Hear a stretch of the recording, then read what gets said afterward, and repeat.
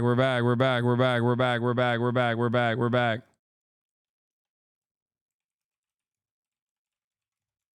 Okay. That was fucking annoying. Wow. Once again.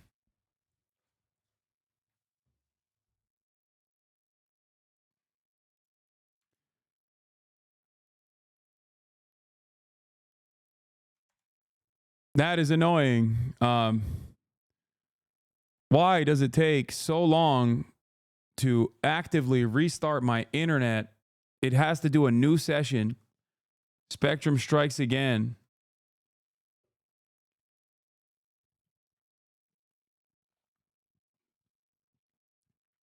I'd rather have it happen today than yesterday, so fuck it. I was really worried. I was really worried that it was going to happen. I was really worried that it was going to happen yesterday, and I'm glad that it didn't.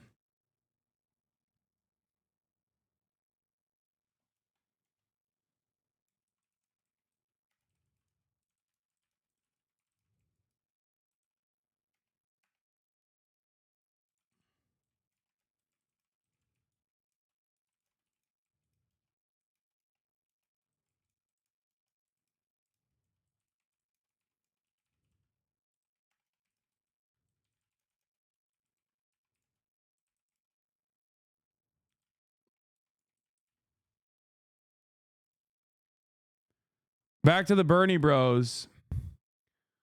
Oh, that's annoying.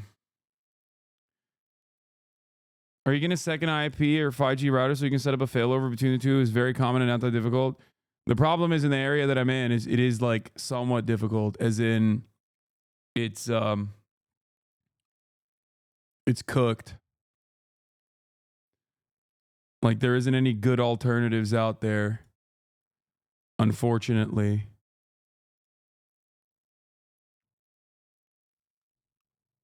What happened? My internet went in and out. It cut out shortly.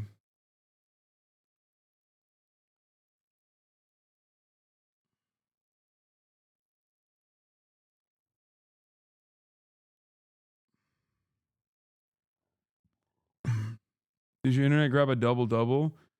We've reached a point of lib conspiracies. Let's see what this is. Let me also point out something more strange, which has been happening at the same time and hasn't had as much attention. The day before Trump made those remarks on Friday, he said, you're never going to have to vote again after you vote for me this one time. The day before that, on Thursday last week, he didn't say that people wouldn't have to vote anymore once he was elected this November. No, the day before that, on Thursday, he told his supporters, not that they're not going to have to vote again, but that they don't have to vote this time. What is happening? Like, what is the reason for this? I can't tell if this is an unfair reading of Rachel Maddow because it's like clearly from a right-wing weirdo. Never mind, it's from Call to Activism. Don't need to vote for him this November. This is from months ago. We don't need. Yeah, guys, this is from a month ago. I feel like if you ask Rachel Maddow now, she's not going to say the fucking election was stolen. Like, that's crazy. Please do not entertain this shit. What the fuck is going on, man? What is happening? What is happening? I want to point to something. Okay. People are crashing out naturally. Can't blame anyone for anyone crashing out. It's honestly like an understandable reaction. No. Yeah, even he agrees with you. Yeah. Dem operatives should be, well, he agrees with me, but he's not saying I'm that guy. Dem operatives should be scouting young guys with left politics on Twitch the way baseball scouts the Dominican League for kids who can throw 100 miles per hour. But like, there are people like that out there. It's just that they are not recognizing, people are not, the Democratic Party and its media ecosystem does not want that. Okay? They want something different. They want people that play the same role that like Charlie Kirk plays. They want, I do feel like a lot of higher ups in the Democratic Party have convinced themselves that Olivia Giuliana and Harry Hassan constitute actual successful youth outreach, when in fact it seems like their job is to convince old people that Democrats are doing successful youth outreach. That's the issue. And it's the same with Podjons. Like, I have one of the youngest audiences. I have one of the youngest audiences in all of politics. And I know this from YouTube. Like, YouTube data shows that I have consistently the youngest audience in politics. Okay? I don't think you say your audience is 40, but I'm talking about fucking YouTube. And also, not only is it YouTube data, but it's YouTube data in comparison to every other content creator in the space. Okay? Every other content creator in the space, in the news and politics space, before everyone starts fucking chiming in about how old they are, even if you're like 25, even if you're 30, you're still technically younger. You're still in the 18 to 35 demographic, you dumb fucks, you stupid fucking boomers. The very fact that you think you're old as like a 30-year-old is because you're in a much younger space. That's my fucking point. Most people that pay attention to politics, both online and everywhere else, are 65 minimum. Shut the fuck up. What's wrong with you? Look at the average age group for Fox News's television audience is like 78 is the most common age.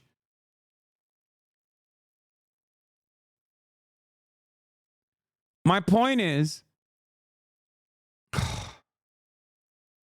there's a lot of this stuff out there that people are looking for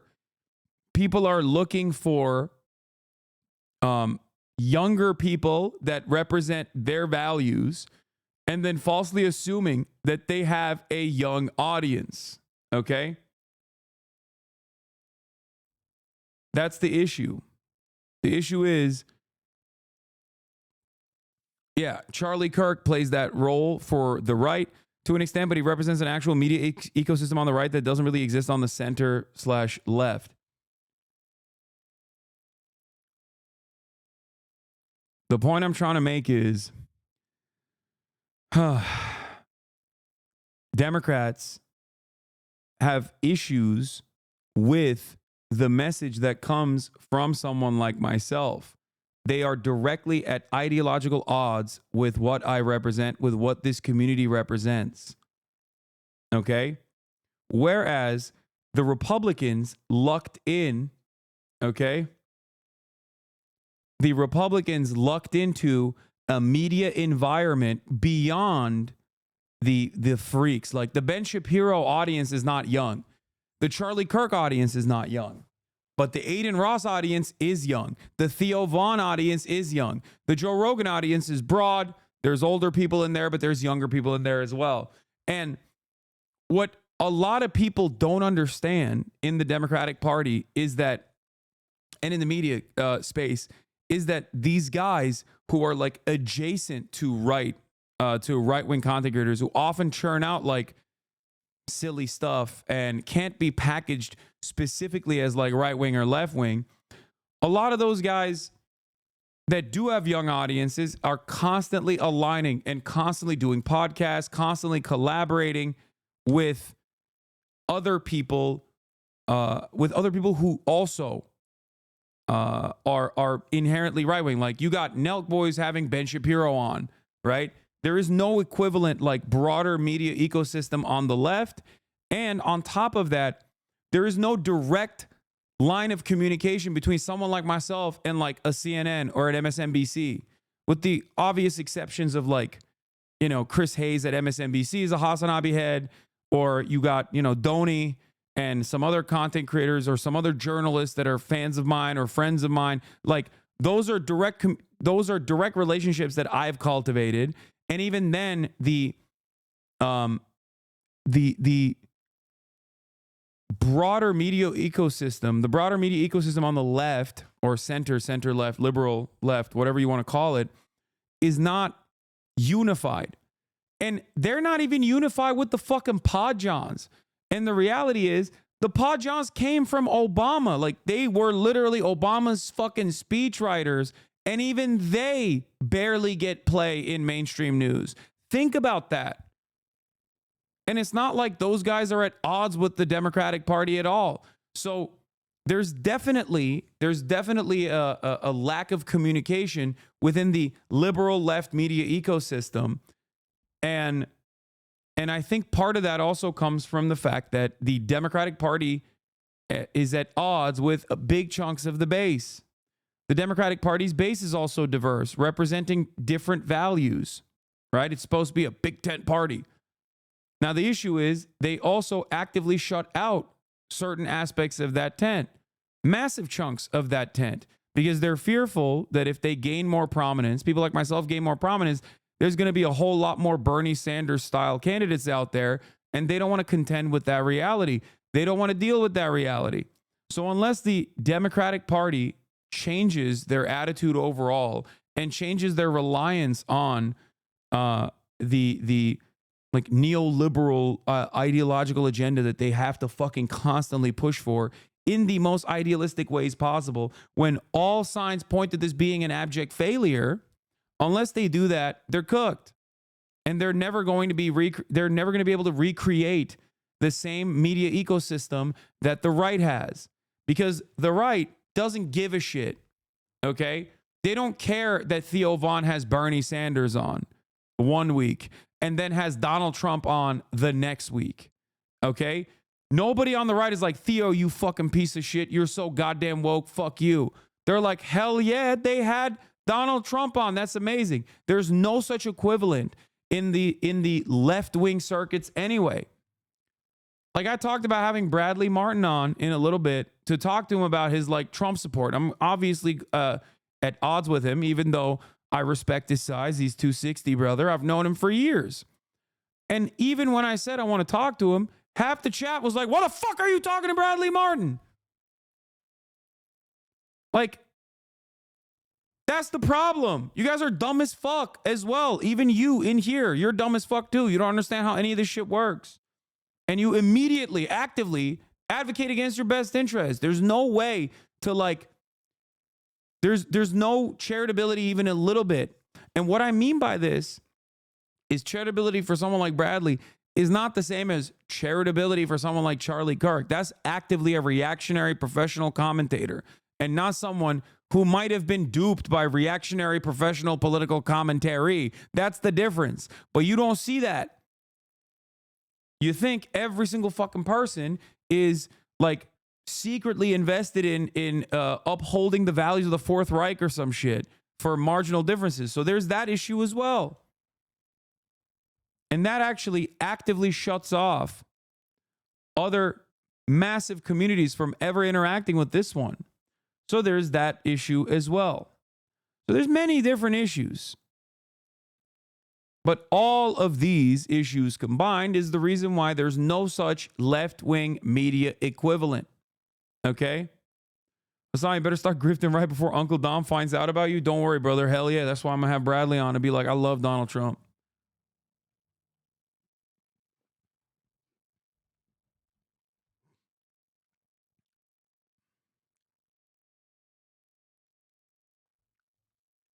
Yeah.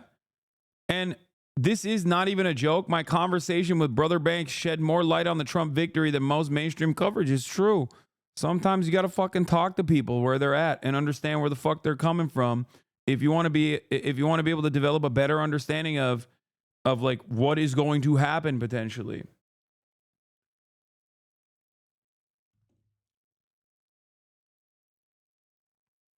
All right. Now, obviously, I just went through this. Conversation. It doesn't fucking matter. Every single person just went, oop, in through one ear, out through the other. The moment fucking I talk to another person that has controversial takes or opinions that you don't agree with, you're going to fucking treat it like it's Nazi Germany alive and well in the Hasanabi broadcast.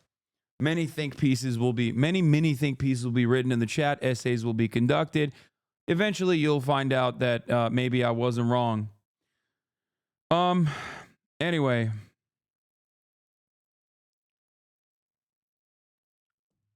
What would you think should happen for the Democratic Party to improve in a perfect world? What should Democrats do? Address the genuine material problems that people are fucking facing. All right?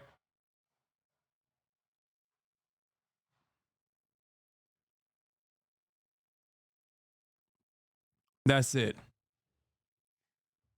Never forget, so many people were like, dude, why the fuck would you debate Andrew Tate? You're platforming Andrew Tate. You're platforming Andrew Tate. No, motherfucker, I was the only person who wasn't platforming him. Huh? Yeah, I'm back. Yeah. I was dunking on him, which, you know, unfolded in really meaningful ways that actually destroyed his entire life, I think. It was the first domino that fell. But yeah, Andrew Tate already had a massive platform by the time that I got to it, you know? Whereas, like, I would never do the same for, like, some fucking rabid neo-Nazi that has, you know, 300 concurrents, because that would be platforming them. Okay?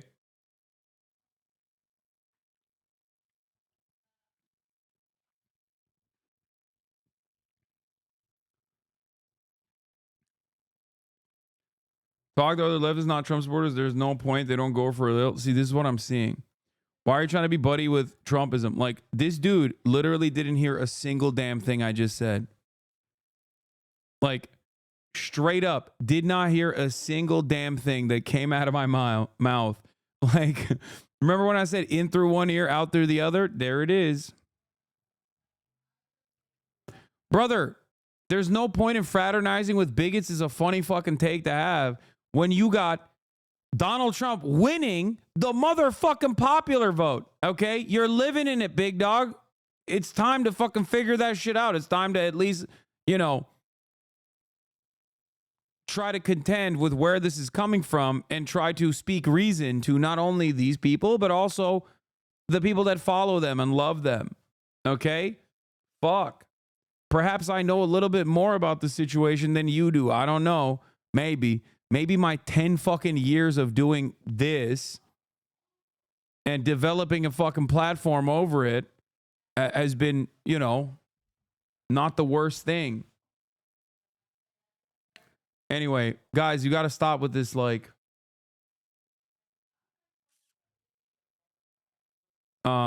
there's there's no, please do not entertain these fucking weird conspiracies about the election being stolen. I don't want to see that in this chat. Okay? I don't like it. I don't want to see that in this chat. This is not a community where we let that kind of misinformation sling. The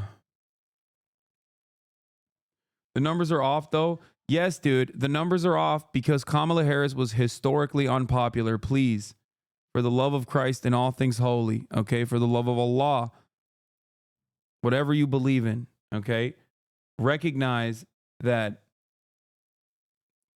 you know, Kamala Harris lost. She ran a dog shit campaign. She fucking lost.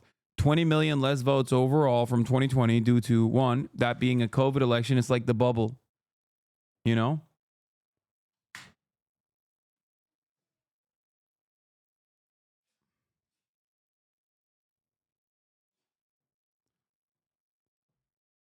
Anyway.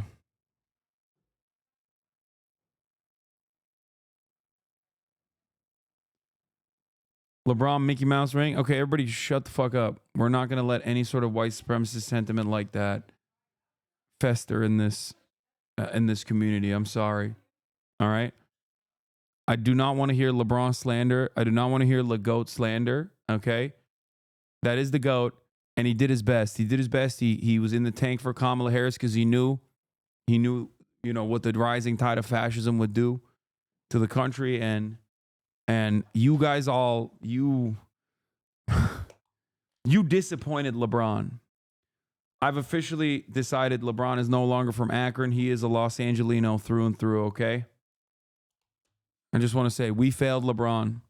Kamala Harris failed LeBron. That is actually the worst thing that she did.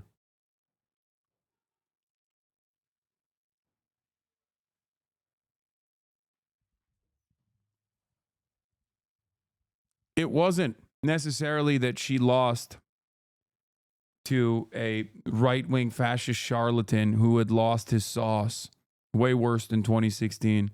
And she lost in a worse way than Hillary Clinton even did. That was bad. But some things are unfathomable.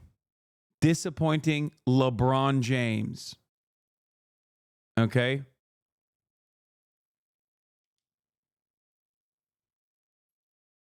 Unconscionable. Oh yeah, there's also the this insanity. The reckoning in Biden world, per sources emerge along three schools of thought. Biden would have won white working class vote. Obama 16 and Pelosi 24 are to blame for pushing him aside twice. Perhaps he was more deeply unpopular than anyone grasped. Ultimately, as Casey and I have discussed on air, the voters are always right and hiding in plain sight. 80% said Biden was too old to run in 2023. Okay? Just 36% approved of his job in office in July. And polls consistently showed the inflation topping all other issues.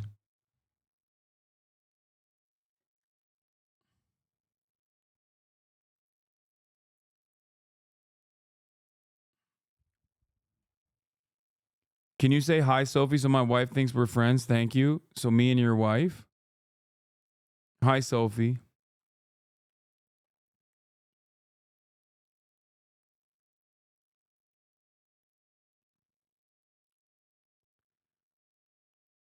How do you do this for a living? You've been streaming for so long with such short breaks. Like, is there no part of you that doesn't want to crash out and like go cry and go on vacation? No. I love this shit. I live for this shit. I'm in here in the off season, okay? You might be in here because the election just happened. I'm here every damn day. And the reason why I'm in here every damn day is because not only do I love my community, but I also love what I do. I'm the most fortunate person on the fucking planet, okay? Not a day goes by where I don't remind myself of that. When I first started on this platform, I never thought that I would get to the position that I got to. Like, one of the largest content creators on the platform across the board was unimaginable. Do you understand? Unimaginable. Without compromising my values, especially. Also because it's your job, lol. Yeah, but like, I could just fucking farm subs and max out on ads and do, I don't know, 5 hours a day, 5 days a week instead of 10 hours a day, 7 days a week. Max out on fucking advertisers and shit. I don't do any of that. And the reason for why I don't do any of that, and the reason why I show up every single day, is because I get a tremendous amount of emotional fulfillment from this. I get it because if I can convince one person that has maybe, let's say, transphobic views, if I could just walk them off that cliff of transphobia, then I've done my job. If I can convince one person that is homophobic to not be homophobic, I've done my job. A person with like racist associations to be anti-racist, I've done my job. And I think the way that this community has grown over the course of many, many years speaks to that, where I try to lead by empathy. I try to be understanding. I try to be understanding of where people are coming from. I try to match the energy of the people that, come in here with charitability. Now, there are times, of course, when there's a shit ton of trolls that want to disrupt that process. But, overall, my goal is to have people arrive here with a charitable attitude and make up their own minds and go on their own pursuit, go on their own journey of learning.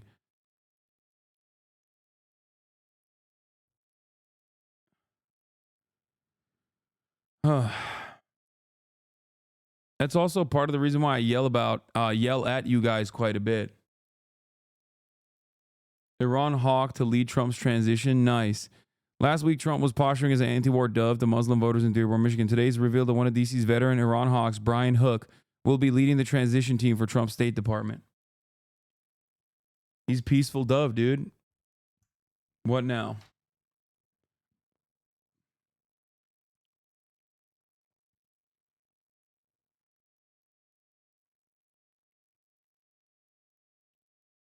Is there a way to support you without subscribing? Subscribing is the best way to do it. $6 a month, or for free with a Twitch Prime. You can use your Twitch Primes in here. You can get gifted subs too. I also do merchandise, but that's not really for that doesn't generate that much money, really. But you can buy cool merchandise. the the profit margins are not necessarily there for that, union made, American made, so but I don't mind it. On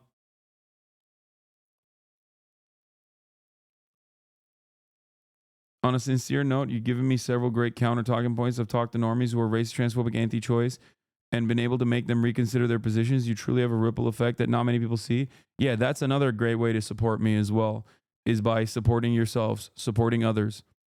And, the reason why I talk about this stuff in the way that I do is so that you also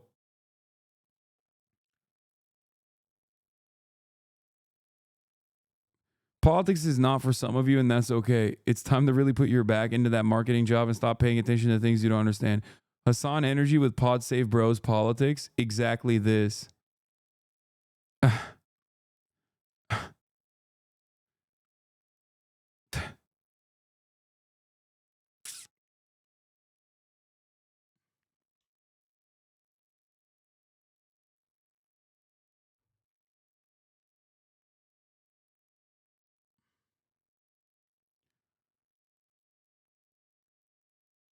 Anyway, my goal also is to, help you help yourself. Like I'm very fortunate and I've been able to do certain things. I want you to better yourself as well in the same way that I'm always on that journey. And I think that's important. That's why I talked about that quite a bit in the beginning of the broadcast, where I was talking about like going out and working out this morning, right? In order to feel a semblance of normalcy, but more importantly, to be able to control yourself, to control your life, because you still have control over your life, even though things are happening at the state level that you have no control over. Yeah. Yeah. White men without college degrees are going to ruin this country. Genuinely, if you're a political professional or a strategist and this kind of thing is all you have to offer today, give up, do something else. You're not interested in winning, and it's whatever. Politics isn't for everybody. That's fine. Other folks can take it from here.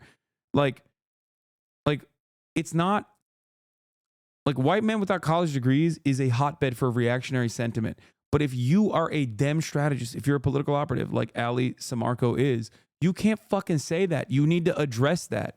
You need to literally actively work to separate these young white men from reactionary politics. You need to look at it and go, what is the problem here? How is this happening?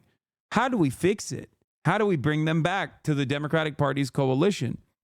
How do we make a case that we are interested in their best interest? We're there with them.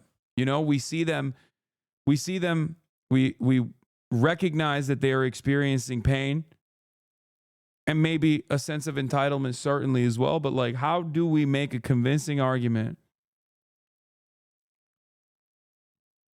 How do we make a convincing argument that causes people to change their position? Like, this is, it's kind of silly. Anyway.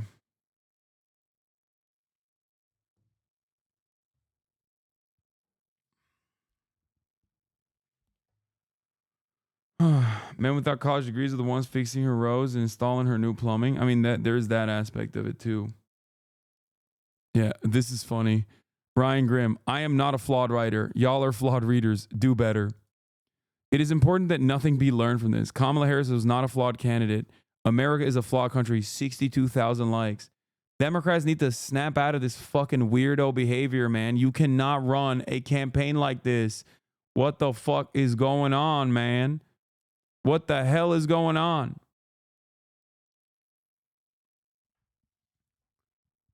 Like they just immediately went back to the Hillary Clinton route after 2016 and just went, is it us that's wrong? Nah, it's the voters. The fuck do you mean it's the voters? You're supposed to win their vote, dumbass. Your job is to win their vote. Why else are you tacking to the right? Because you thought that was going to win their votes. It didn't. Tack to the left now, okay? The fuck? Except for many people who are, for example, like Ali Samarco, they're former Republicans. And when they're former Republicans that are now working for the Democratic Party, feels like they, didn't fully transition to the Democratic Party, or the values of the Democratic Party's base demands from the Democratic Party politicians. So they just kind of motivate the Democratic Party in the direction that they think is good. Does that make sense? Why is it, and I wonder, I ask this all the time, why is it that every single prominent commentator on CNN and MSNBC is a former Republican? Half of these people are Bush-era communications directors. The fuck?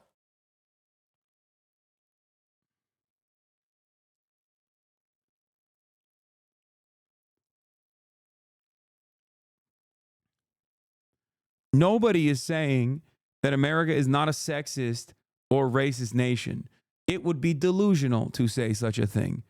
I don't agree with the sentiment that America is not a racist or sexist nation. Of course it is. So what's the solution? We just don't have any black women in power? What the fuck? I don't give a fuck what someone's background is. I care about their policies. I said this years ago, and I've repeated it time and time again. Diversity politics for the sake of diversity in and of itself, or representational politics for the sake of representation without addressing any of the other underlying circumstances, is silly. It's nothing, okay? Usually, you want a black person in a position of power because of all of the lived experience that they've had and the personal understanding that they have of white supremacy and its most nefarious ways in which, or its insidious ways in which it dominates people's lives without people even recognizing it. You don't just want a black person in power because they're black. If that was the case, Candace Owens would be woke, okay? That's not how this works.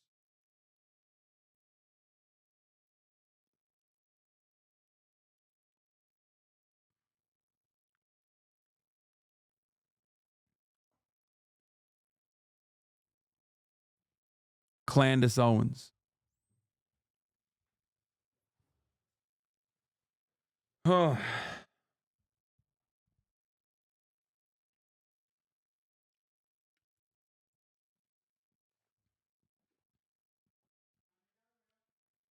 Anyway, can you give me a quick summary of Peter Thiel's contribution and involvement in the New Right Youth movement? It's rampant in New York City, and I really don't understand where it came from. Money and fucking coke addict podcast losers who want to come across as edgy, but also simultaneously like intellectual, but right wing, but money.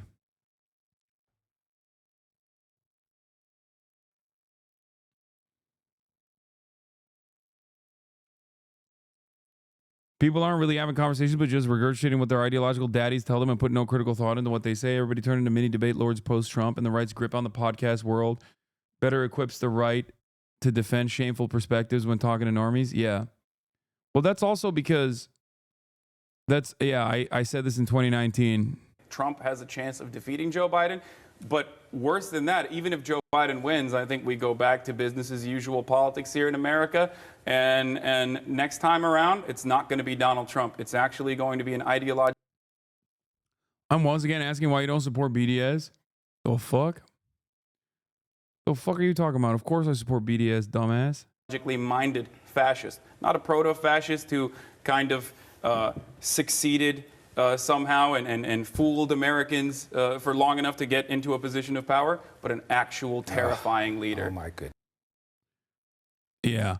In this situation, I was I was right, but I didn't think that Donald Trump would run again after losing, and then become the actual fucking ideological fascist that he actually is now, surrounded by sycophants too.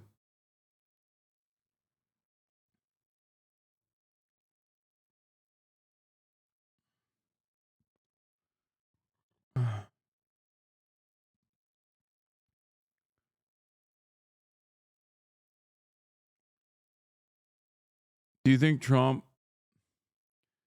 would successfully negotiate a ceasefire deal? I don't know. I don't think so. I think he wants to sick Israel on Iran and let Israel do whatever the fuck it wants. But who knows? Maybe in order to get that, Benjamin Netanyahu in the interim will give him a nice little fucking layup to make him go along with the I'm the peaceful dove candidate and stop the pain in Gaza for a brief moment, only to fucking accelerate in the West Bank a couple years down the line, or only to deliver that smoke directly to Iran.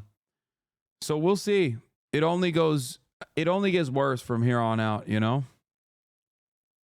I can foresee that, though. I can foresee Donald Trump getting that Ronald Reagan style concession. You know, hold off on a ceasefire, wait it out, knowing full well that you'll get a much more favorable deal from your buddy, Donald Trump, and then offered that as a gift to him. Oh, see, we stopped the fucking war in Gaza. Look at that. Boom. 2 years later, they got enough time. They got enough gear. They got enough military support from America. Now they're annexing the West Bank in its entirety. Now they're taking the war directly to Iran with America in tow. You know, I could totally see that.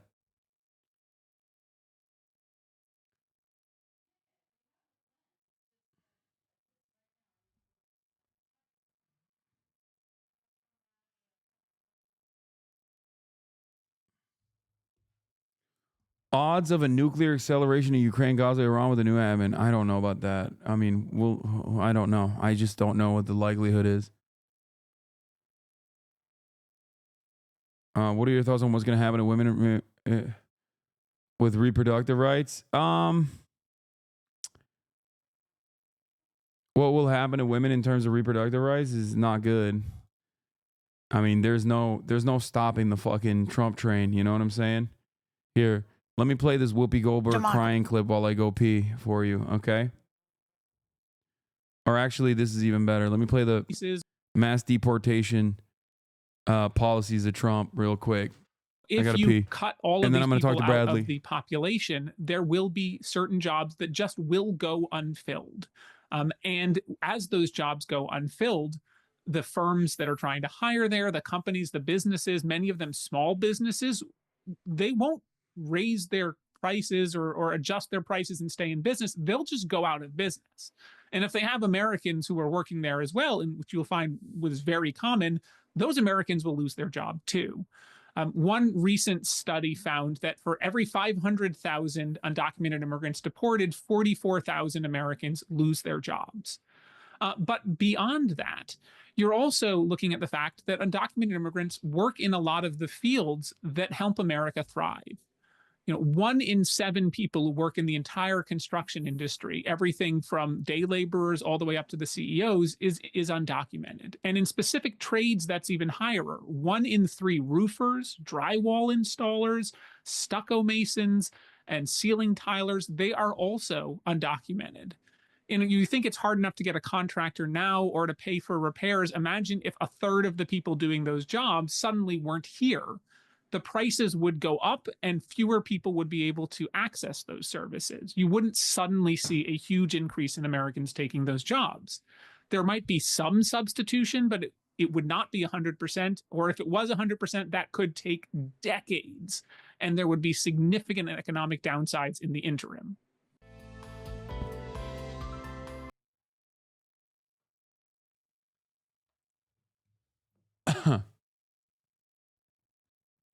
Why does this guy look like the insurance company boss from The Incredibles? I don't know, but we got Bradley Martin in the building, ladies and gentlemen. I'm calling him right now.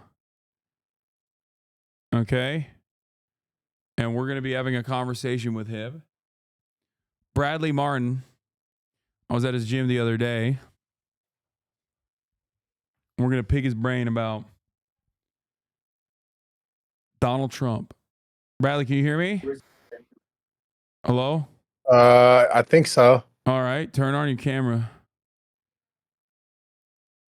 It's Let's just see. is reloading. You probably have it on your OBS or something. One sec. Are you live streaming right now? You might have it on at like a different application might be using your camera. So you might have to turn that other application to turn on your camera. Yeah, no, you're right. You're can you hear me? Yeah, I can hear you. Can you hear me? Yeah, I got you. I think it's this TikTok app. You can't see me. Oh, because you're using your camera for the TikTok app? Nah, I wasn't even using this shit for that. I don't even know why it's acting crazy. Are you on your Hold phone? on. Nah, I'm on my desktop. You fucking boomer. I know, dude. It's give me a second. Normally it's not this much of a fucking problem. Hold on a sec. Okay. Well, no, that's not even using it.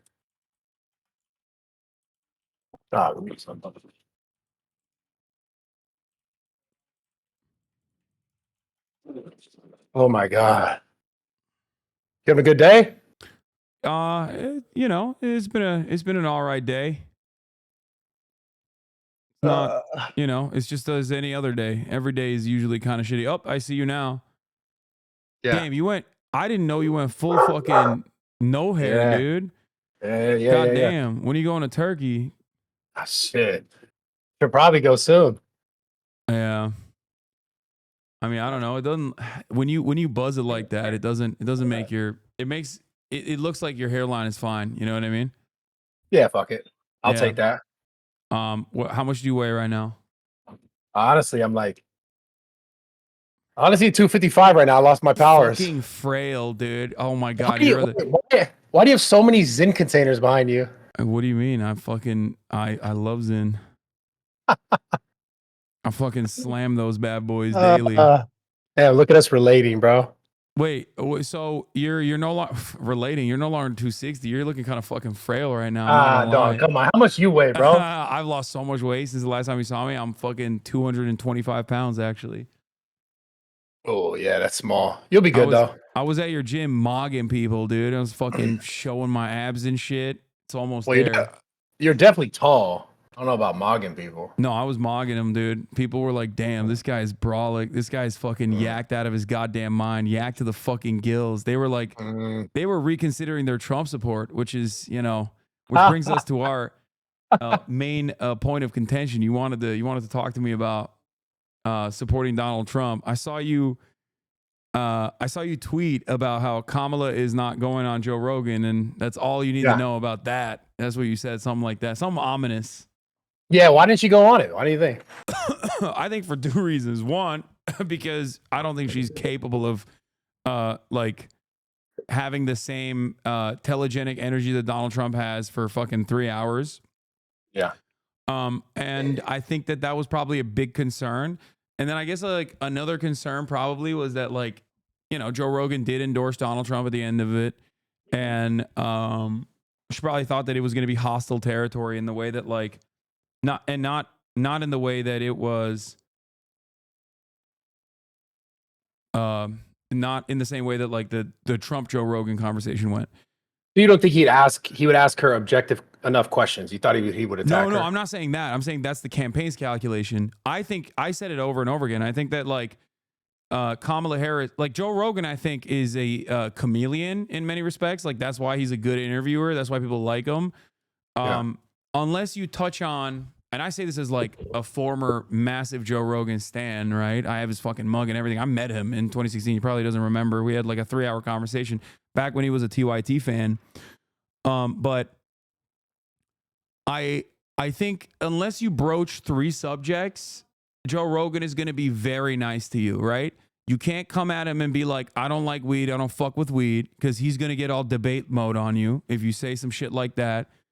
Or COVID, right? Those are like the 2 major things. Or I guess like trans women in sports too. Like those are the 3 things. Outside of those 3 things, you can talk to Joe Rogan about anything and he's going to be the nicest guy to you. Like you could have like a radical, you could have someone from like Hezbollah talk to fucking Joe Rogan and he'd be talking about how Shia Islam is the real way, the real method, you know? Like he will always be very conciliatory in conversations. But so for that reason, I think that it would have been a good conversation regardless, and I was looking forward to it. But I think even if it wasn't Kamala Harris, like there's a lot of really great surrogates that could have gone on Joe Rogan. Bernie Sanders was a surrogate for the campaign. That would have been a great move. Tim Walz, Kamala Harris' vice president, is also fantastic. Like Joe would have fucking loved Tim Walz. If Tim Walz went on Joe Rogan, I don't think he would have endorsed Donald Trump. Like I'm not even kidding. Interesting. Yeah. But I think part of the problem with that whole campaign, it seemed like people just the Democratic Party seems to have got so far away from majority, like the massive majority of people. So like when you say that, I agree. You could have other people that could have went on the show, but it wouldn't have had the same effect to the people watching, thinking like, oh, this is just another iteration of why I don't buy into this person as the president, because like you even just said it, someone else better could have gone on and helped her case. But I think people are like, I don't know, like moving away from that in a sense of like, they want to hear from her. They want to know who she is, not just like what. For sure. The problem is Kamala Harris is she just like usually comes across as like kind of inauthentic, and also you can do that, but you can also have like good policies to make up for that. Because if someone is like maybe coming across as inauthentic, they could still make a solid case as to why you would vote for them. If they were like, I see you, I hear you, I recognize where you're hurting, and I'm going to help you, right? If they say that, then people will be more understanding towards them, even if they don't have the charisma.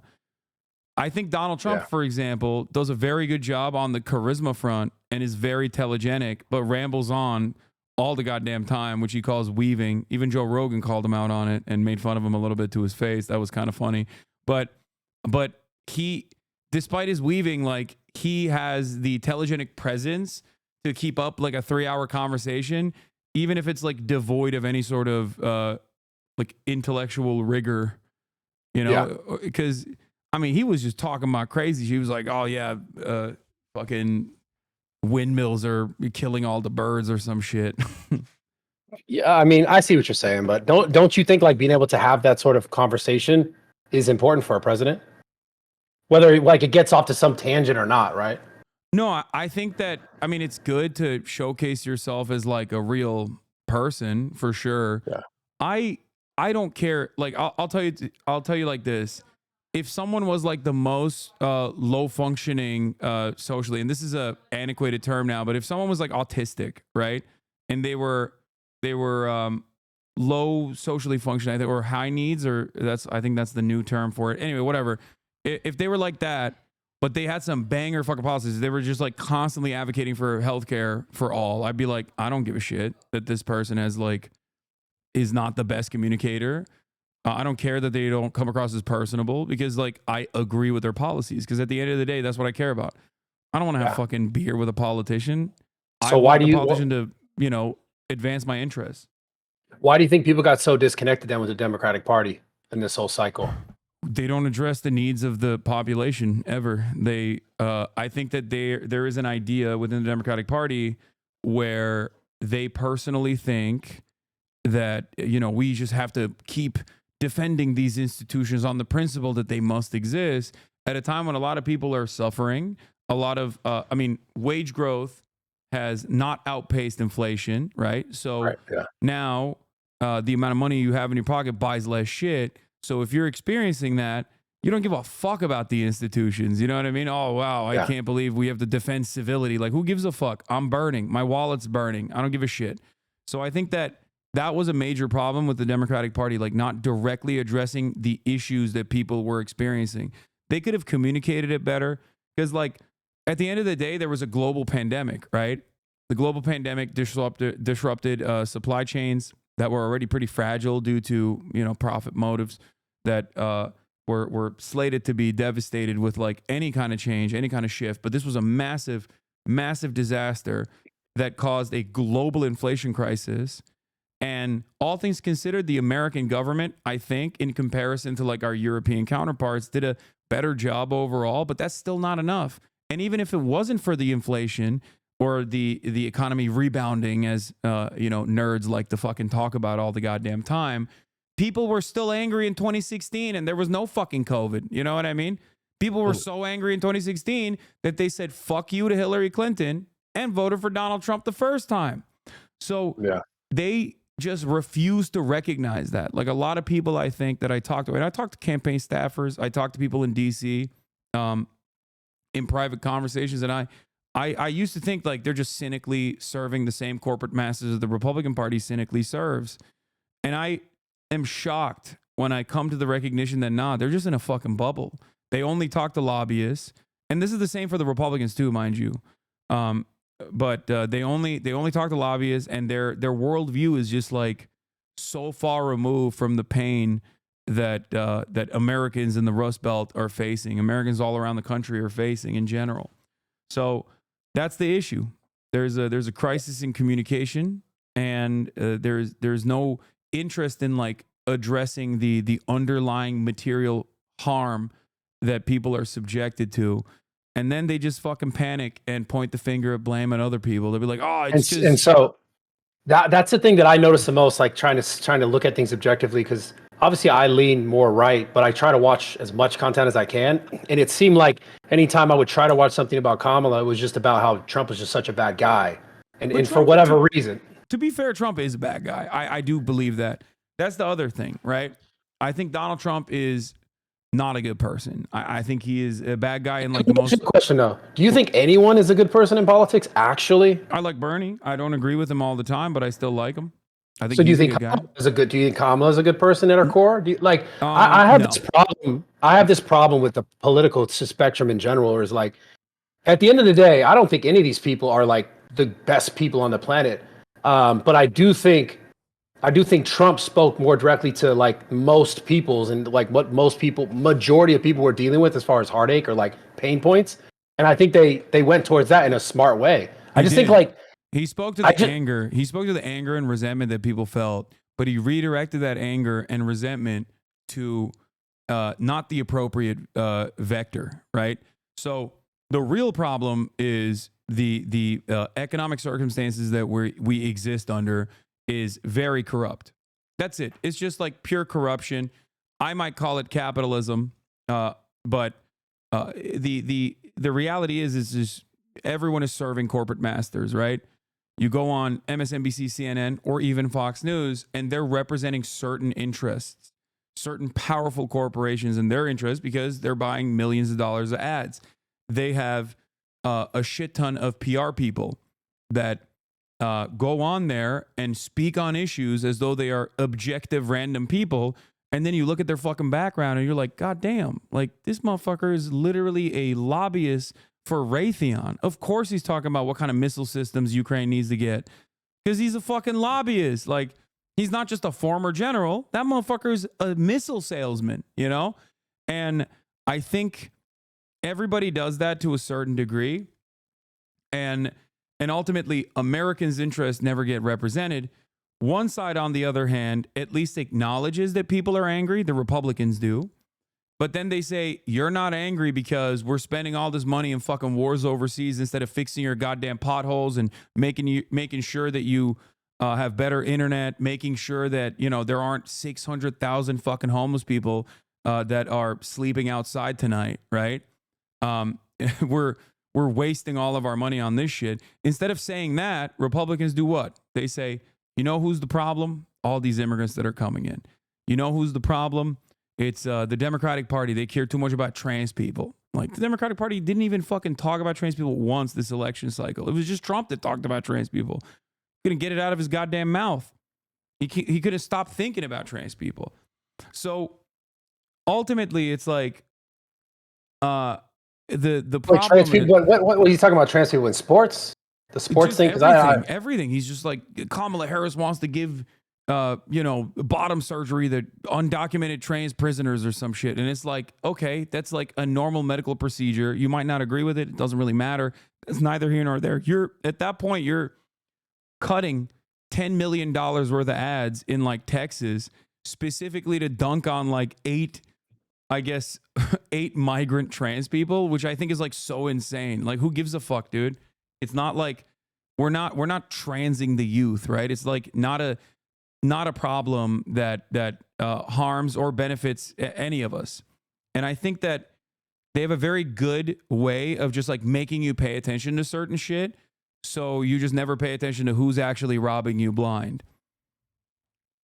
Well, there is definitely something to say as far as, because I asked this question. I did the pod with Matt Walsh recently on Full Send, and I asked him somewhere towards the end of the pod, does this ever really change, no matter what hand it is, left or right hand, and no matter what is the candidate, who is the candidate, doesn't matter. Does the United States ever really ultimately change? Because it seems like we're talking about an overarching thing that is just innate in humans, which is like a sense of greed and wanting more for themselves versus another person. Because like, are we ever going to make humans not want more than the next person so much more that they're willing to do whatever it takes, whether it's start a war or be involved in a war or to fund a war? Do you ever think we actually avoid being in that case, or is that just too ingrained in what the United States has become as far as I its don't power? think it's in our DNA just as much as like it's assuming that selfishness and greed is inherent to human nature is especially under the current order of business, is forgetting that like so much of mankind existed without capitalism. But beyond that, right now, there is still so much peer-to-peer collaboration that we just take for granted. You have families, you have communities, right? Like you have people that are constantly collaborating with one another. And it's not always on the virtue of greed. It's not always on the basis of greed and wanting more. People just do shit for one another. It's not our natural state is not to always be in a state of conflict. Our natural state actually is just as conciliatory with one another as it is directly adversarial to one another. We just live under a system that makes it seem like it's zero sum and that it's we got to constantly dominate other people. And I think that's the sad state of affairs, and both parties certainly contribute to that. But I would ask Matt Walsh this question, really. Like, there's I think it was like 1% of the population is trans. Like, if they all were no longer trans, if you like forcibly were like, I don't want a single fucking doctor to perform the surgery, if you just like forcibly reversed their decision and said no more HRT for you, right? And as people who have both taken different kinds of HRT, yourself and myself, I think we don't exactly have that much of a problem with people doing hormone replacement, right? Like I take minoxidil, which is a DHT blocker. You may or may not have taken some other form of hormone replacement therapy. It's true. Yeah. But ultimately, like if we were to stop that, right, dead in its fucking tracks, we're like, no more. These medical professionals are woke. They were in the pocket of big woke, big trans. They were doing this for nefarious purpose. We got to stop it. Let's say we stop it. Did you put more money on your table? Did you put more money in your pocket? More food on your table? Did you get a better means of shelter? Did we actually solve the homelessness crisis? No, it's a fucking simple distraction. That's all it is. But it's one that I think tracks with a lot of people because like they get constantly pummeled, bombarded with this shit. And you go, man, fuck, this is like everything that everybody's thinking about all the time. And it's like, no, it's just people like Matt Walsh thinking about it all the time. Like it doesn't do anything. It's just like, that's why I liked Tim Walz a lot, Kamala's VP pick, because he was like, mind your damn business. Who gives a fuck? Calm down. We gotta feed hungry children. We got mouths to feed. And he did that in Minnesota, and he was really good in Minnesota for that reason. So I was actually a little bit encouraged by that pick originally from the campaign, but they silenced my man. They backpocketed him. They were like, nope, none of that woke shit. They were like, don't talk about feeding the poor. It's not good. What do you think makes all this shit better? Because I'll also actually scratch that question. I'm curious about since obviously the announcement, everyone's saying they're losing their rights. What's going on with this? Who's losing their rights? What rights are being taken away? The rights stuff is, it's pretty valid. So Donald Trump, when he was in office, he appointed 3 Supreme Court justices. They all went in front of Congress, right? Because they do like these judicial hearings in the Senate Judicial Committee. And they do these hearings where they're like, what are you going to do? What is your background? Do you have any blackmail on you? That sort of thing, right? And in that process, all 3 of them actually lied to not only the American public, but to everyone in Congress, where all 3 of them said that Roe v. Wade was the super precedent, law of the land, we're not changing it. Now, the reason why they said that was because Roe v. Wade was incredibly popular, 75% support historically. most people, even pro-life people, were like, I'm pro-life. I wouldn't get an abortion personally, but I don't think the government should interfere in that, right? Because there's a litany of complications when you start putting legal hurdles that are unnecessary in front of this like fairly routine medical procedure. And they all lied and said they would never overturn it. And then they did. Lo and behold, they did that under the Biden administration.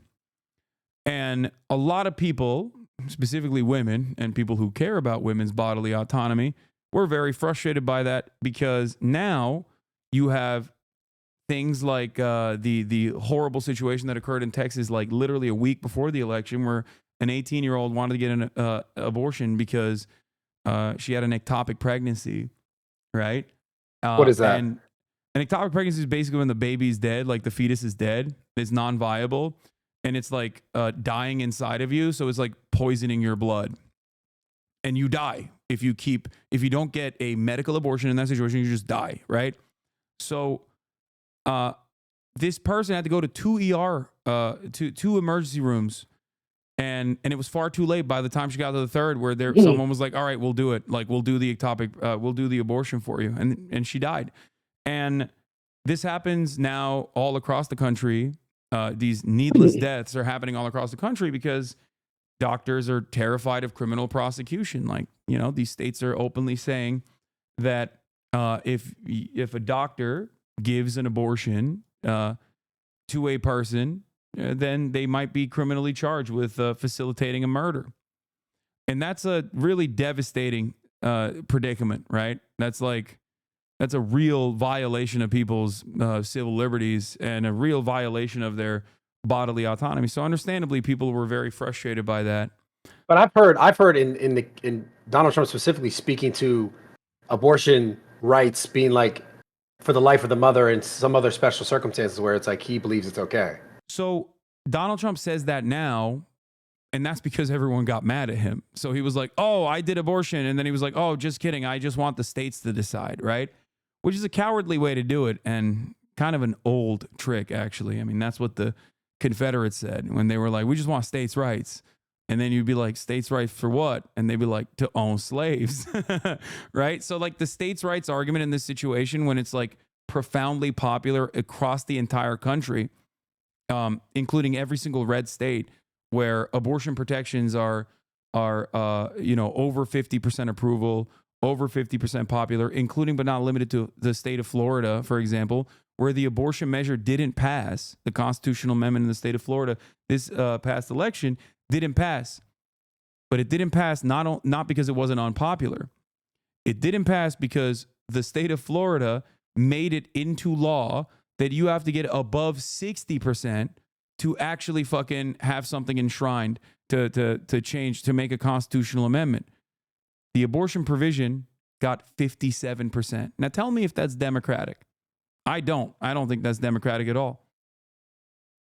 But isn't he still saying the states would then decide if they could have the free reign on abortion? Right. Yeah. So wouldn't the states where most people are aligning and agreeing with that be where that's happening? For example, California, et cetera. Yeah, but it doesn't matter, because like there's still a shit ton of red states where every single red state that had abortion ballot measures, including Ohio, actually said, no, we don't want to fucking, the fuck are you talking about? We don't want to actually limit abortions like that at all.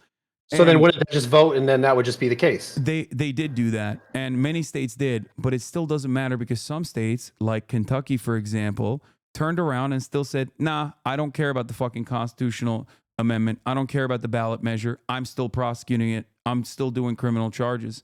So I guess the question I have for you is like, why fix it if it ain't broken, right? So if every single state in the United States of America was already ready to, as you know, studies have shown over and over again, because this is a broadly popular initiative, if every single state was already interested in protecting abortion, why the fuck did Donald Trump's Supreme Court do that? I can tell you why they did it, but, you know, why do you think they did it? If every state was already, well, then wouldn't that just be the answer moving forward, that's what would happen, is what I'm saying. Because what I understand is... Yeah, but states are still adding unnecessary hurdles in front of the democratic process. In Ohio, for example, they actively tried to get it off the ballot. Like they literally were trying to changed the law in the state of Ohio so that you couldn't get this ballot initiative because they wanted to stop the democratic process from being implemented. So that's the problem. To keep abortion? No. To keep the ballot, to keep the provision off the ballot. To vote. Yeah, so that people couldn't vote on it to defend abortion. Yes. I see. Yeah, so they do a lot of stuff like that. It's like a lot of little tricks here and there. For example, one of the things that they used to do under Roe v. Wade and red states was called trap laws. So they would add unnecessary red tape. Like they would be like, oh, if you want to fucking have a medical clinic that can provide an abortion, you have to have hallways that are like, you know, this length. Like really silly shit like that. When unless you like dive deeper into it, you don't really immediately comprehend it. But the sole purpose of that is to like limit the amount of abortion facilities that exist in the state because they just don't want women to get abortions. I mean, it's pretty crazy, right? Like, what the fuck? This is a medical process. You don't have an issue with abortion, I assume, right? I mean, I'm not really so worried about it in that case. But my question is still like in regards to losing a right, what rights are being lost? I mean, if the states are able to vote and people are able to vote. Well, that's the problem. The very fact that it's like now, before the voting process occurs, I believe, I don't know the exact number, but I think it's like 30 plus states that already had like automatic trigger laws that immediately criminalized it. And in states like Arizona, they went a step further. Before Arizona was even a state, okay, they had some antiquated ass law from like 1867 or some shit, okay? And they were like, the Arizona State Supreme Court was like, we are going to implement this insane antiquated law to try and stop people from getting abortion. So it's not like they go, oh yeah, well, I guess I'll respect democracy. No matter how much Donald Trump says that, that's just lip service. Politicians lie at the end of the day. Democrats lie too. And this is just the way that the Republican Party lies. The ultimate goal is to still limit what women can and can't do, what kind of medical decisions they can take. But they will, of course, massage it. They can't just be like, I don't want you bras to get a fucking abortion. You shouldn't have fucked around. I don't like that.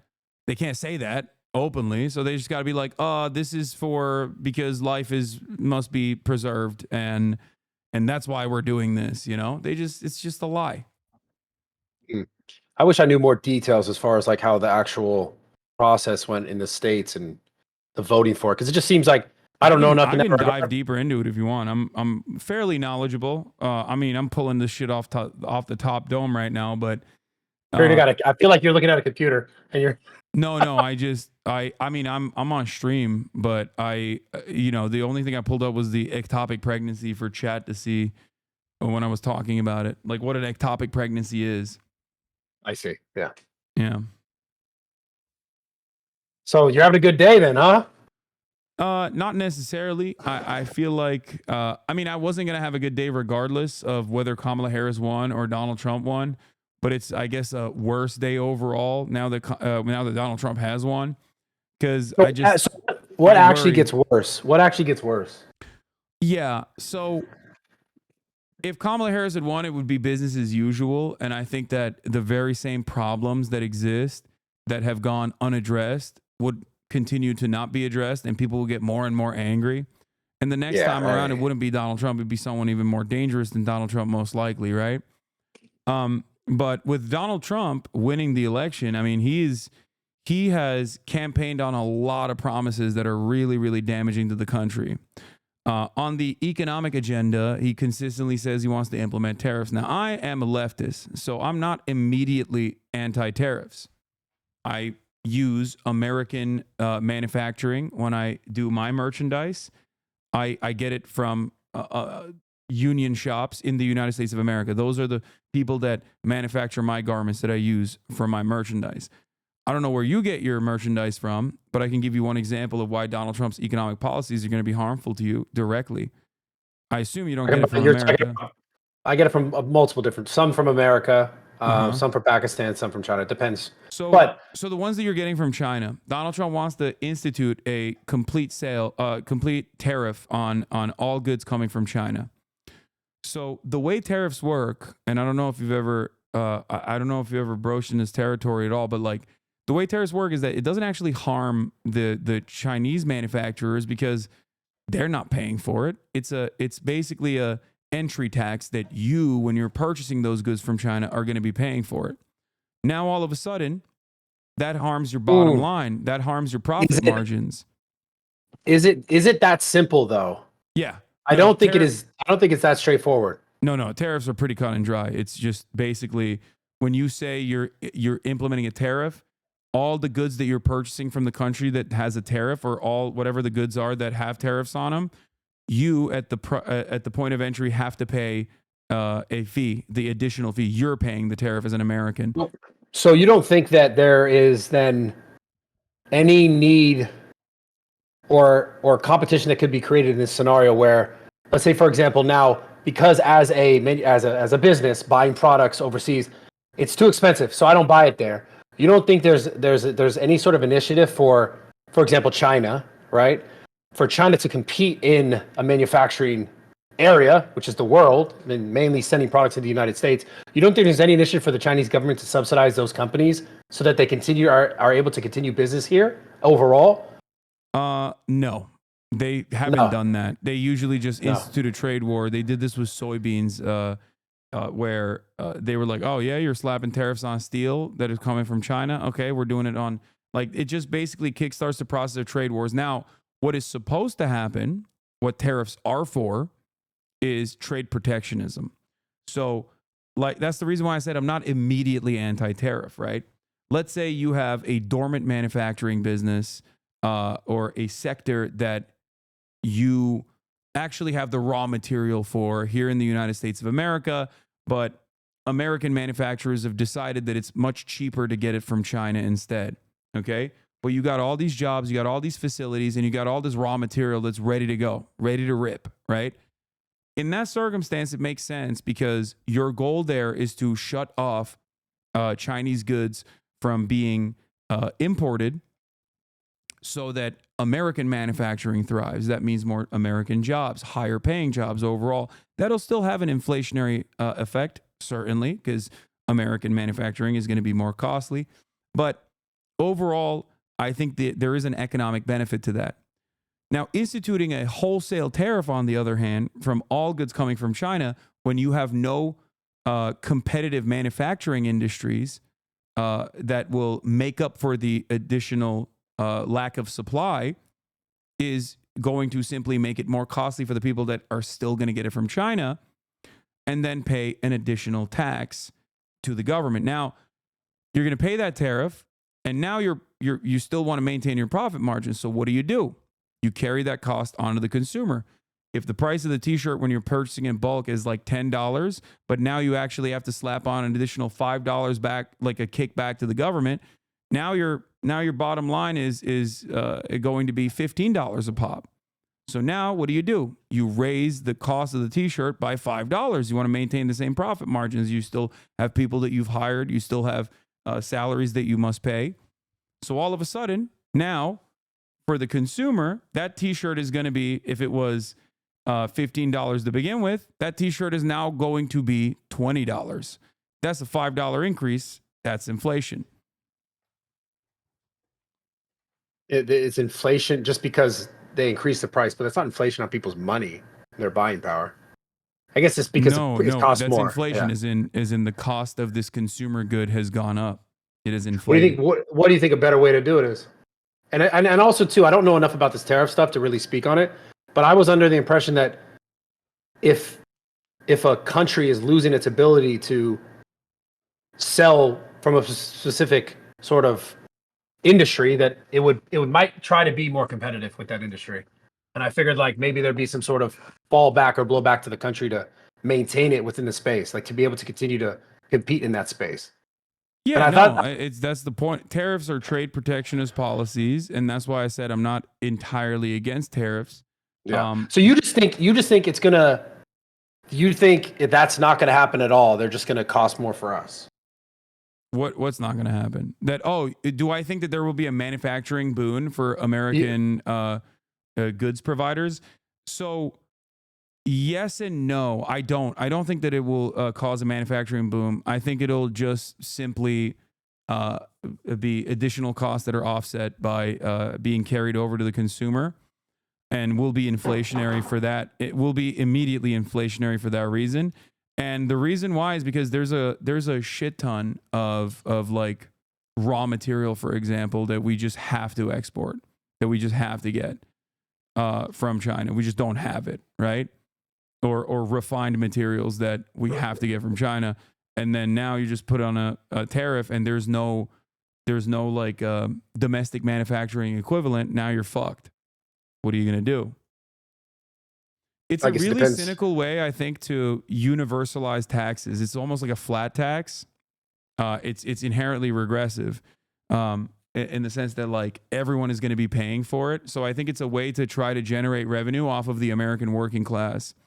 And I suspect he's doing that because he wants to cut taxes even further, so that, you know, in order to make up for the additional taxes cut, you got to generate revenue somewhere, and that revenue, I think, will come from Americans paying the additional prices.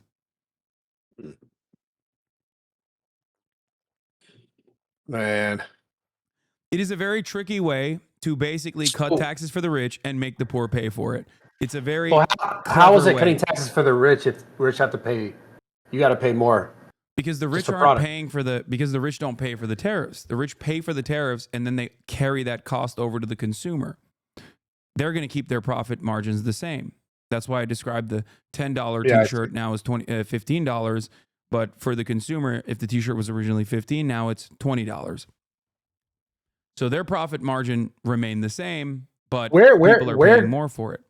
Where do you think this actual money problem gets fixed? Not in regards to tariffs or the stuff we're speaking to now, but just with the government in general, and how like the inflation is really more so based on the printing of money and just the misuse of our fucking money. And do you think that ever actually changes?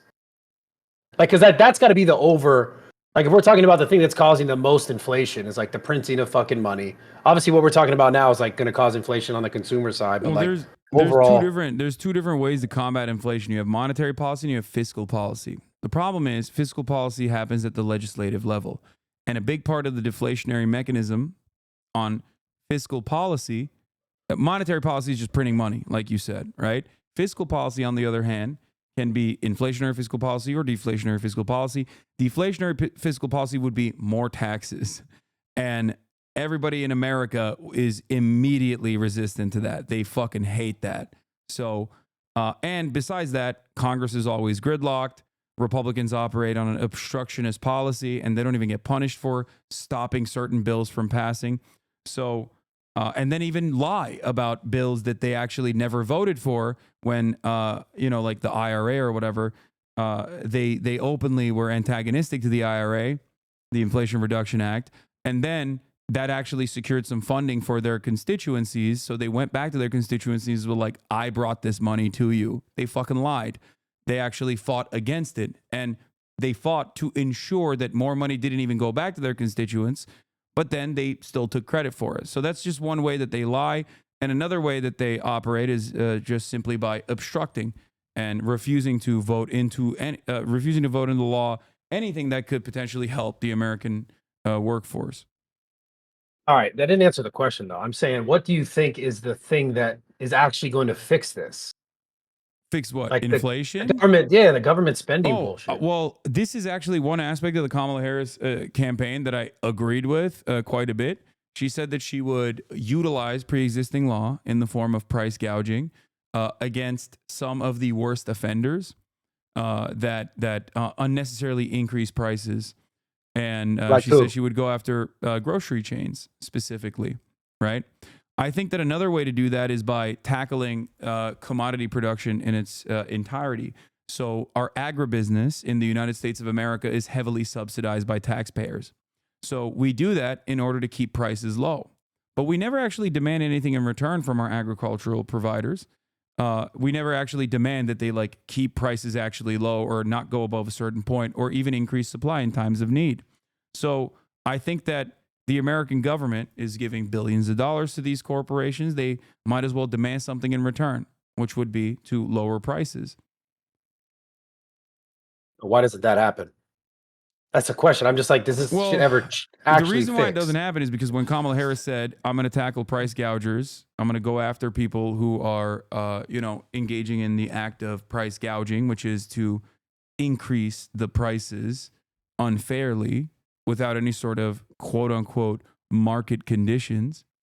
That's a really difficult subject to broach in general. Like, how do you regulate that? But that's besides the point. Just simply saying you're going to do that is good because the fear of that will cause companies to lower their prices and maybe eat away at their profit margins a little bit, which is a good thing. They should do that. But overall, the reason why it doesn't happen is because, well, one, Kamala Harris didn't get elected. And two, I don't even know if she would have pursued that policy, even if she was elected. But if she were to pursue that policy, then you got tens of billions of dollars in the grocery store business, including but not limited to the Walton family, right? That would come after you and probably drone strike your ass for fucking hurting their bottom line.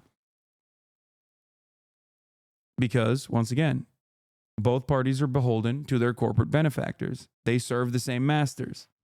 And so this is what I keep talking about. Does that ever shift? That's what I'm saying when we talked about the greed earlier, just in general. When no matter what party, no matter what person, do you ever really even shift it? Because if it's not this person, it's that person. If it's not that person, it's this person. Then it goes every 4 years. It's a different cycle. It's the same sort of thing, nonstop. Yeah, it doesn't. It only gets worse. And that's how we arrive at the condition that we're in right now, where many people in our generation feel like their future prospects are worse off than the generation that came before them. And there's good reason for that. Cost of housing is completely out of control. It is skyrocketed unimaginably. And people just simply do not feel like they could ever own a home. And there's understandable that they feel that way. They feel like they will never be able to retire. They feel like they never will have even a nest egg to, purchase some luxury commodities, some goods on the side to make themselves feel a little bit better.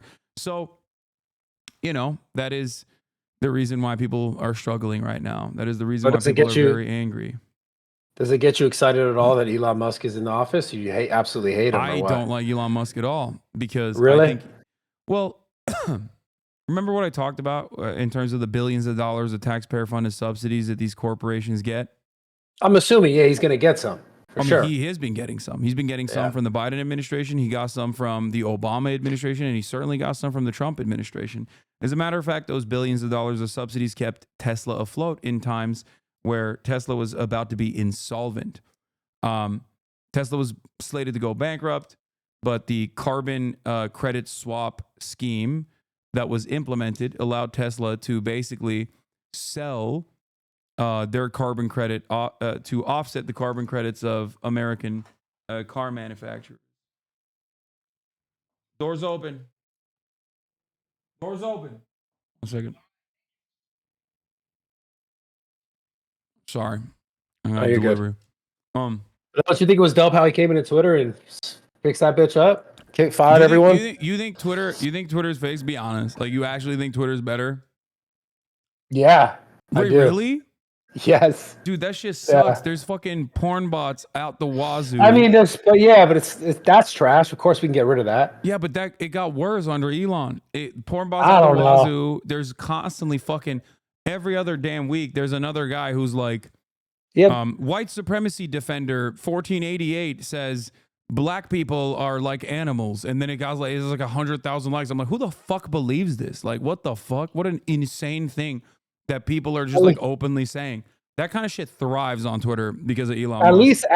At least we have an outlet that's not just the same shit everywhere else. Isn't it not the same shit everywhere else? I mean, Facebook is pretty fucking unhinged overall. I mean, a lot of these websites allow you to say pretty much everything except the thing that we're just talking about in terms of like, overt white supremacist, white nationalist, neo-Nazi rhetoric. Right now, you can say whatever the fuck you want, as long as you're not saying that, right? No, but I mean, as far as like having an outlet that's not just fucking mainstream media that's just saying the same shit on every fucking station. Well, like it's like Twitter became that for a lot of people, and I know for a lot of content creators as well. Where Twitter it's not also just has like a lot of fucking fake news and misinformation running wild. I mean, even the Democrats are doing it right now. There's like I'm seeing people on my timeline being like, "Oh man, the election was stolen. Where are the 20 million votes?" Is like, come on, guys, you can't do that after you fucking made fun of the Republicans. Like, that's I know crazy. that's pretty. It's So, pretty funny. but It's again, pretty funny. misinformation spreads pretty fucking crazy on Twitter, and I feel like that's a separate crisis that we haven't really addressed. Like, we are goddamn illiterate in this fucking nation. Okay. I guess I was trying to ask you, like, in regards to Elon Musk being involved in the actual government. You know, he's made jokingly, but seriously about the government efficiency thing. You don't think they can make that better? Obviously, he's going to go in there and get some shit for himself, like every single fucking of course politician you're gonna do does. that. Yeah, he doesn't But give a at the fuck. same He's a time, billionaire. don't you think he's gonna? You think he can shape that shit up a little bit? Because Yeah, it's wasteful. So you're talking about like a government agency, right? That Yeah, it's provides wasteful like money, just wasted provides money. like accountability, right? Yes. Like maybe they could be within the legislative branch that provides auditing and evaluative and investigative services, make sure that like people aren't spending a shit ton of money on dumb stuff, right? Yes. Yeah, that exists. It's called the Government Accountability Office. Well, where the fuck have they been doing for the last fucking 100 What do you goddamn mean? years, bro? They are the supreme audit institution of the federal government of the United States. They already They exist. need to turn that button back on then. So what do you mean by like the fact that there's like not enough oversight? What do you think Elon Musk's gonna cut? I don't know. I got to go look at that shit myself. So that I don't know. But you So- think the government spends money efficiently? Do you actually believe that? No, of course not. But I don't think Elon Okay. Musk is gonna fucking actually do a better job of efficient spending, especially Well- because he's a fucking defense contractor. Why the fuck would he be invested in efficient spending? You know who is the most inefficient aspect of our federal government? It's the motherfucking Pentagon, dude. They have a black budget. They have a black hole in their budget to the tune of like $6 trillion or some shit that they don't even have any accountability over. They don't know where the fuck it went. You know? I just don't know how they don't know where their money is, but they know where all my fucking money is. Yeah. Like, bro, what the fuck's going on? Yeah, no, That's what I wanna know. Of course. Of course. That's just how it works. That's the point. But what I'm trying to say is there's already a accountability office for this, and there's a shit ton of people that work there, you know, professionals that work there. I don't know how much better Elon Musk is going to be in that regard, especially when he is a fucking beneficiary of billions of dollars of government subsidies. You know, I assume that he's just saying that because, you know, people like yourself who understandably want the government to spend these trillions of dollars more efficiently go, that sounds good to me. And you didn't even know that there was a government accountability office already that works every single day, ensuring that like the budget is spent in normal ways. But Yeah, but overall, I'm just using the example of Twitter, right? Like he fired half the fucking people, right? And it still works fine. That's my it point. doesn't work fine. It's fucking breaking. Like, I don't come on. know, bro. Okay, It's you can't tell me Twitter works fine when like this dumb fuck wanted to do a campaign reveal for Ron DeSantis and that shit bricked. Like, I can have 300,000 people tune into me and give them live video and audio at the same damn time. This motherfucker couldn't do that for Ron DeSantis campaign. He couldn't do that for Donald Trump. Like, Twitter Spaces is so bricked. Yeah. I mean, come on. I think you like Elon. But Twitter as a whole is not brick though. It certainly is. I Twitter love used this to- fucking app. Twitter used to have normal trends. Now they don't have it. They have Grok, which is like a really fucking horrible AI substitute for everything. Nothing works. Half the time, the trending tab is filled to the brim with like dumb shit. They'll be like, "Oh, Israel was hit by a nuke." Why are they saying that? Because people fucking wrote it on Twitter, and then the dumbass AI picks it up and makes it seem like it's real news. And that's probably duping fucking older people that are going All right, on man, that platform. I can tell you're not a fan of Elon Musk. I'm gonna bring up RFK. What about RFK? Oh my God. As a person who is an experienced lifter such as yourself, if you are to tell me that you saw that motherfucker, you didn't know who he was, you didn't know what his background was, you saw that motherfucker looking like a Costco hot dog that has been left out in the fucking heat lamp for far too long, wearing blue jeans with no fucking shirt on, bench pressing, incline bench pressing, like not even 135 pounds, you'd be like, get the fuck out of zoo culture, dog. You'd be like, no, Okay. No, what? Yes, 100%. Nah, You know the bro. video I'm talking about. Have you seen the Nah, video? he's a gym bro. What you mean? Yeah, bro, Jim, bro, my ass. He was barely fucking hitting reps for 135 Nah, on the bro. That incline. motherfucker goes to the gym every day. That's disrespect, dog. Yeah. Another HRT recipient. That's disrespect, bro. Yeah, I know. Wait, send me the video. Shoot me the video. I want to see. That's fucked Hold up, on. bro. You're disrespecting the older guy. He's getting it in. Look at this. Hold on. I'm gonna share this video with you real quick. Hold up. 1 second. Nah, that's disrespect, bro. That's crazy. 1 second. Hold on. Let me share the screen with you so you see it. Okay, here it is. Okay. Yeah, play that.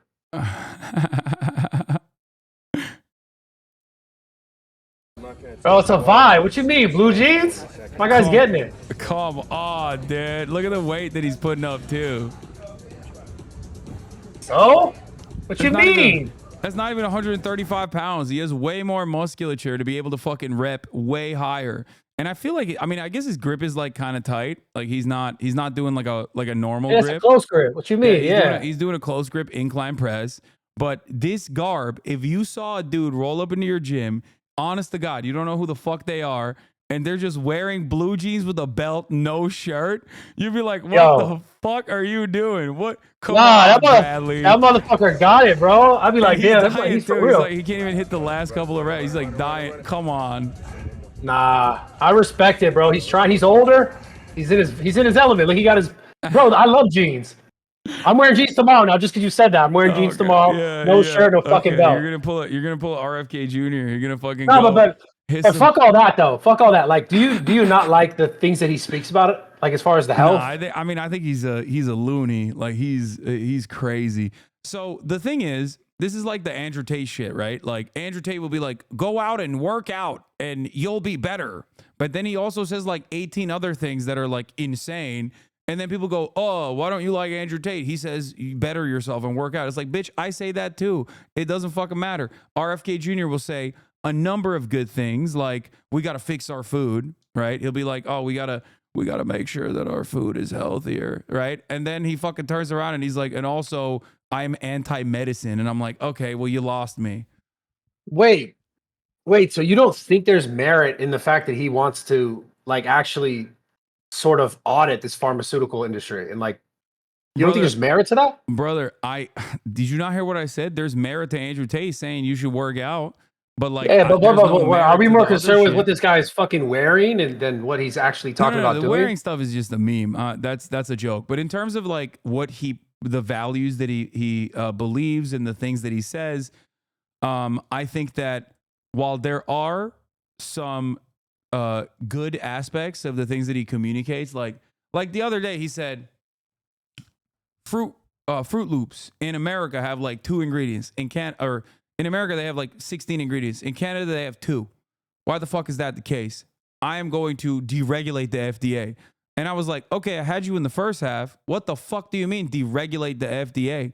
Like the entire point is in Canada, it only has 2 fucking ingredients because of regulation, not deregulation. So he has the wrong solutions, even though he sometimes arrives at the right problem. Like he addresses the right problem, but then his solution is wrong. His solution is going to make more of that problem. So that's one of the... You don't think that the FDA is directly like getting fucking money from these people? I think there is a lot. It's called the revolving door, right? There's a lot of people that work in these regulatory agencies that come from that corporate background originally, and their job deliberately is to engage in regulatory capture at the behest of the corporations that they used to work at. There's a lot of corruption in that sense. I agree. These government facilities or these government regulatory agencies are far from perfect. But my answer to that is never to deregulate them or fucking blow them up, right? My argument is to actually make sure that they work and follow through on similar standards that other regulatory agencies like the ones in Europe or the ones in Canada have implemented. But I feel like that's what he said. I feel like that's what he said he's going to do. Yeah, I don't really believe it because he said a whole bunch of other phony, nonsensical bullshit about fucking vaccines and shit too. So I don't like that. That I think is very dangerous. I think he's a loony bin guy, especially on vaccines. Like I'm a guy who eats healthy, Bradley. I eat healthy. I'm on MyFitnessPal. I'm making sure my macros are set. At least 220 grams of protein every single day. Okay, catch me at fucking 2 p.m. Pacific every day. I'm eating at least 19 ounces of straight white chicken breast every single day. Okay, down to a fucking T. I care about this. I care about my health. I advocate for healthier living and healthier eating for everyone in my community. I don't trust Robert F. Kennedy Jr.'s attitude on this matter, because I think a lot of the stuff that I've heard from him directly in terms of like how some medicine is poisoning us or whatever is really dangerous, is really scary. I don't believe that, like, while I do believe that there's corruption within the FDA, just like there is in all of our regulatory agencies, they do a whole lot of good that goes unnoticed. And it's not like the scientists that are working there that are in the pockets of corporations either. So I'm not. You don't believe that stuff is happening? That like what stuff?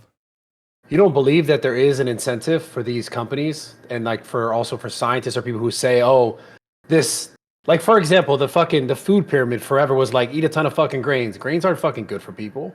Oh, like the food pyramid shit is like outdated. Oh, for sure. But that's what I'm saying. Those are the same people. Those are the same. Or corn. The same people. Yeah, they're both. But I mean, yeah, it's like high fructose corn syrup. Like, we subsidized it heavily. It was a cheap alternative for fucking. It was a cheap alternative to cane sugar, and we couldn't maintain our sugar plantations in Cuba and shit. So we were just like, yeah, why don't we just go crazy on corn? Put it in the fucking oil. Put it in the goddamn foods. And right. That but had what I'm saying is healthcare impacts in the United States of America. That's what he's going after, is that nonsensical shit that is fucking basically poisoning people. That part makes sense. The issue that I have is not that. I don't really believe that he's going to be able to do that, because Donald Trump is fucking Mr. McDonald's himself. And beyond that, he's another fucking rich asshole. When he was in charge of the federal government, when he was president, he didn't do any of that shit. He never even said that he was interested in like making America healthy or anything like that. So I have no reason to believe that he's going to do anything different than he has done the first time around. And most likely he's going to put another fucking psychopathic agriculture baron in charge of the goddamn industry that is supposed to be regulating the industry. Because that's one of the things that Donald Trump did that was really damaging, was when he came to office, he looked at these regulatory agencies and he put people in charge of them that had spent their entire lives trying to nuke these agencies. Like for example, Betsy DeVos, right?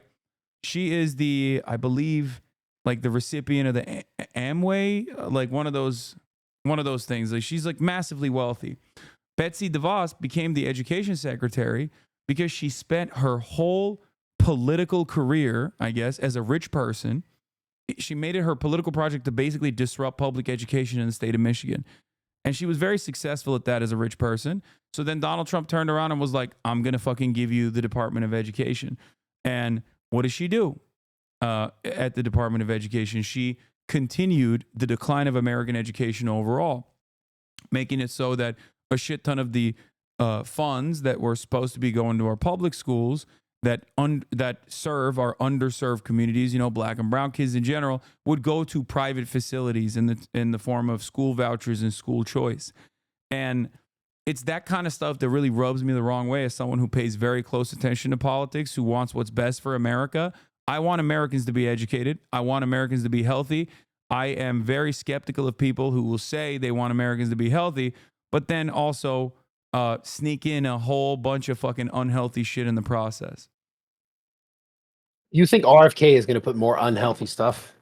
I don't think so, bro. I don't think he's personally going to put unhealthy stuff in the food or anything like that. But I do think that Trump is going to do what Trump does and put a fucking another rich asshole in charge of the FDA, who will then continue along with poisoning America's food as business as usual, because he is also beholden to his rich buddies. So you don't think Donald Trump is going to do what he said as far as putting RFK in that position to be able to do that? You think he's going to put someone else? Yeah, I think he'll probably put him in charge of like something kooky, like vaccine rollout or something, and that'll have damaging aspects for healthcare overall as well. Like, he'll probably disrupt like vaccine rollout or So if Donald Trump doesn't do that, he puts him in charge of what he said he was going to put him in charge of. Will you say sorry? If Donald Trump, well, I will only say sorry if RFK is in charge of the FDA and the FDA improves in the process. And of course, I would say sorry. Look, the thing is, I'm very honest. Like, I'm very stubborn to a fault. I'm very honest to a fault. A lot of people yell at me for this reason. If Donald Trump actually were to implement something positive, I would recognize it and I would admit it. I'll give you an example. When he was president, there was one aspect of his foreign policy that wasn't as reactionary, as right-wing or as maniacal as the rest of his fucking administration. He routinely allowed South Korea and North Korea to negotiate amongst themselves without interception, without adding on American foreign interest into the region. I like that. I openly said that was good. Rachel Maddow was freaking the fuck out over it at MSNBC, saying Donald Trump is in the pocket of the Kremlin. Donald Trump is, Vladimir Putin's butt buddy or whatever the fuck. I liked it because I was honest. I thought that was a good thing to do in terms of managing that conflict. Obviously, it didn't resolve and it got worse since then. But ultimately, that was the right move at that time. And I admit that. If Donald Trump were to do something good, I would recognize it. The problem is he doesn't really do much good. And the Democrats don't do a lot of good either.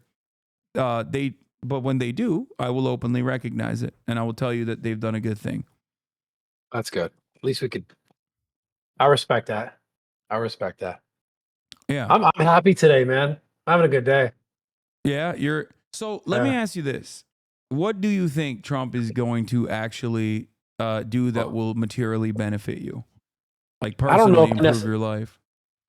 I don't know if I need a necessary personal benefit to my life. I think. What do you think he's going to do for the nation that's going to be good? Like out of all the policies that he has talked about, out of all the things that he said he's going to do, what do you think? I think the biggest thing that's affected us is, and if I just look at the past under Trump, as far as his numbers, like inflation was not as fucked. Like people had money that went longer. So do you think inflationary shocks are like immediately, like, do you think that this is stuff that takes a long time to come and go, like the boom and bust cycle, or do you think that the president is like directly related? Obviously, it's not like someone shows up tomorrow and then it's like the next day everything's different. I know that's not how it works. Because like COVID happened during the Trump administration, and that actually caused a lot of prices to go down, including gas prices, right? But like that was completely outside of his control. Yeah. In the last 30 years, how many presidencies were Democratic and how many were Republican? This is the best conversation. In the last 20 years, it was 12 years of Democratic leadership and only 4 of Donald Trump. So the decline that America's experiencing is directly attributed to the Democratic Party. Is a very common thing that I've heard. I heard this from FaZe Banks as well when we were talking about it when he originally endorsed Donald Trump. The problem is America's decline is not just in the hands of the Democrats. As you've admitted, different masters, or different parties, but they serve the same masters. That decline happened far before the past 20 years. As a matter of fact, one of the worst aspects of America's decline came in 2008 in the housing market crash. That literally devastated the American economy. Obama had to spend 8 years trying to fix it, and he did to a certain degree. I don't like his solutions to that either, but I'm not going to get into it. But overall, that was a major problem for the global economy. And the issue for that was deregulation. Allowing people to sell predatory loans and corruption all the way through the regulatory agencies, including people that were adjusting the loans, including people that were creating a certain set of insurance for the loans on top of that knowingly that they were going to default. So all of that happened as a direct consequence of deregulation that both parties were responsible for, both like Bill Clinton, Ronald Reagan, and virtually every American president, Democrat or Republican, has contributed to that issue. But it, of course, exploded under the Bush administration, and Bush is a Republican as well. So we're just saying it's Bush's fault, or? No, I'm saying that it's not one party over the other. No, I get it. These are consistent issues that remain. Oftentimes they remain dormant, and then it's slated to explode. You got bubbles; they're gonna pop eventually. It's more so it's like hot potato. You know, who is it gonna pop under, and what will they do when that bubble pops? That's basically what the American conflict management it looks like at this day and age. And then it's blame everyone else for the problems. Yeah, but in terms of like printing money, you were talking about printing money, right? During COVID, Donald Trump printed a shit ton of money. Another thing that Donald Trump did was cut taxes for corporations and the wealthy. He did this at a time when profits were sky high regardless. He didn't have to do that, but I think that those probably contributed to America's deficit and also contributed to inflation as well. And then Joe Biden came into power and he had to sit there and have to deal with that. Did he deal with that adequately? I wouldn't say so. I think that there's more that he could have done. He could have probably helped out a little bit more in terms of like all the people that were suffering, give them more money. So I have a question about that. What? Sorry, I interrupted. So you think Biden didn't do a great job? There were certain aspects of Biden's administration that I think was shockingly good. He did a really good job with the NLRB. He did a really good job with American unions. He at least offered unceremonious, like unique support, unique levels of support to the American labor movement that no American president has ever done before him, with the exception, I guess, of like FDR maybe. And I really like that. He pulled out of Afghanistan. I really like that as well. That was Donald Trump's negotiated conditional withdrawal. He had the political courage to withdraw out of Afghanistan. Everybody yelled at him for it. I defended him for it because it was the right thing to do. And I think outside of that, I mean, there's certain things. There's infrastructure spending that he engaged in, and that was decent as well. There's a lot of battery plants that are being that are now in operation, hiring, a shit ton of manufacturing jobs in the country. This is all good stuff. Having said that, there was also a lot of bad. First and foremost, I think he did a horrible job with dealing with the immigration crisis. And by that, I mean, I don't think he cared about the humanitarian aspect of the immigration crisis. He made a lot of promises when he ran and won in 2020.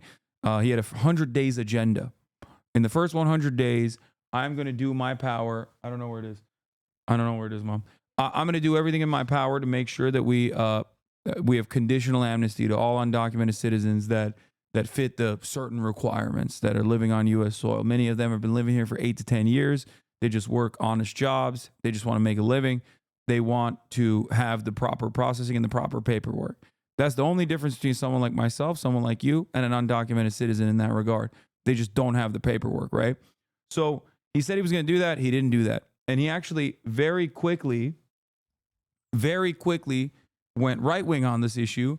And I mean, the Haitian migrants that were crossing the border were getting whipped by fucking Border Patrol under the Biden administration. You know what I mean? Those images came out not from the Trump administration, but the Biden administration. I was very critical of that.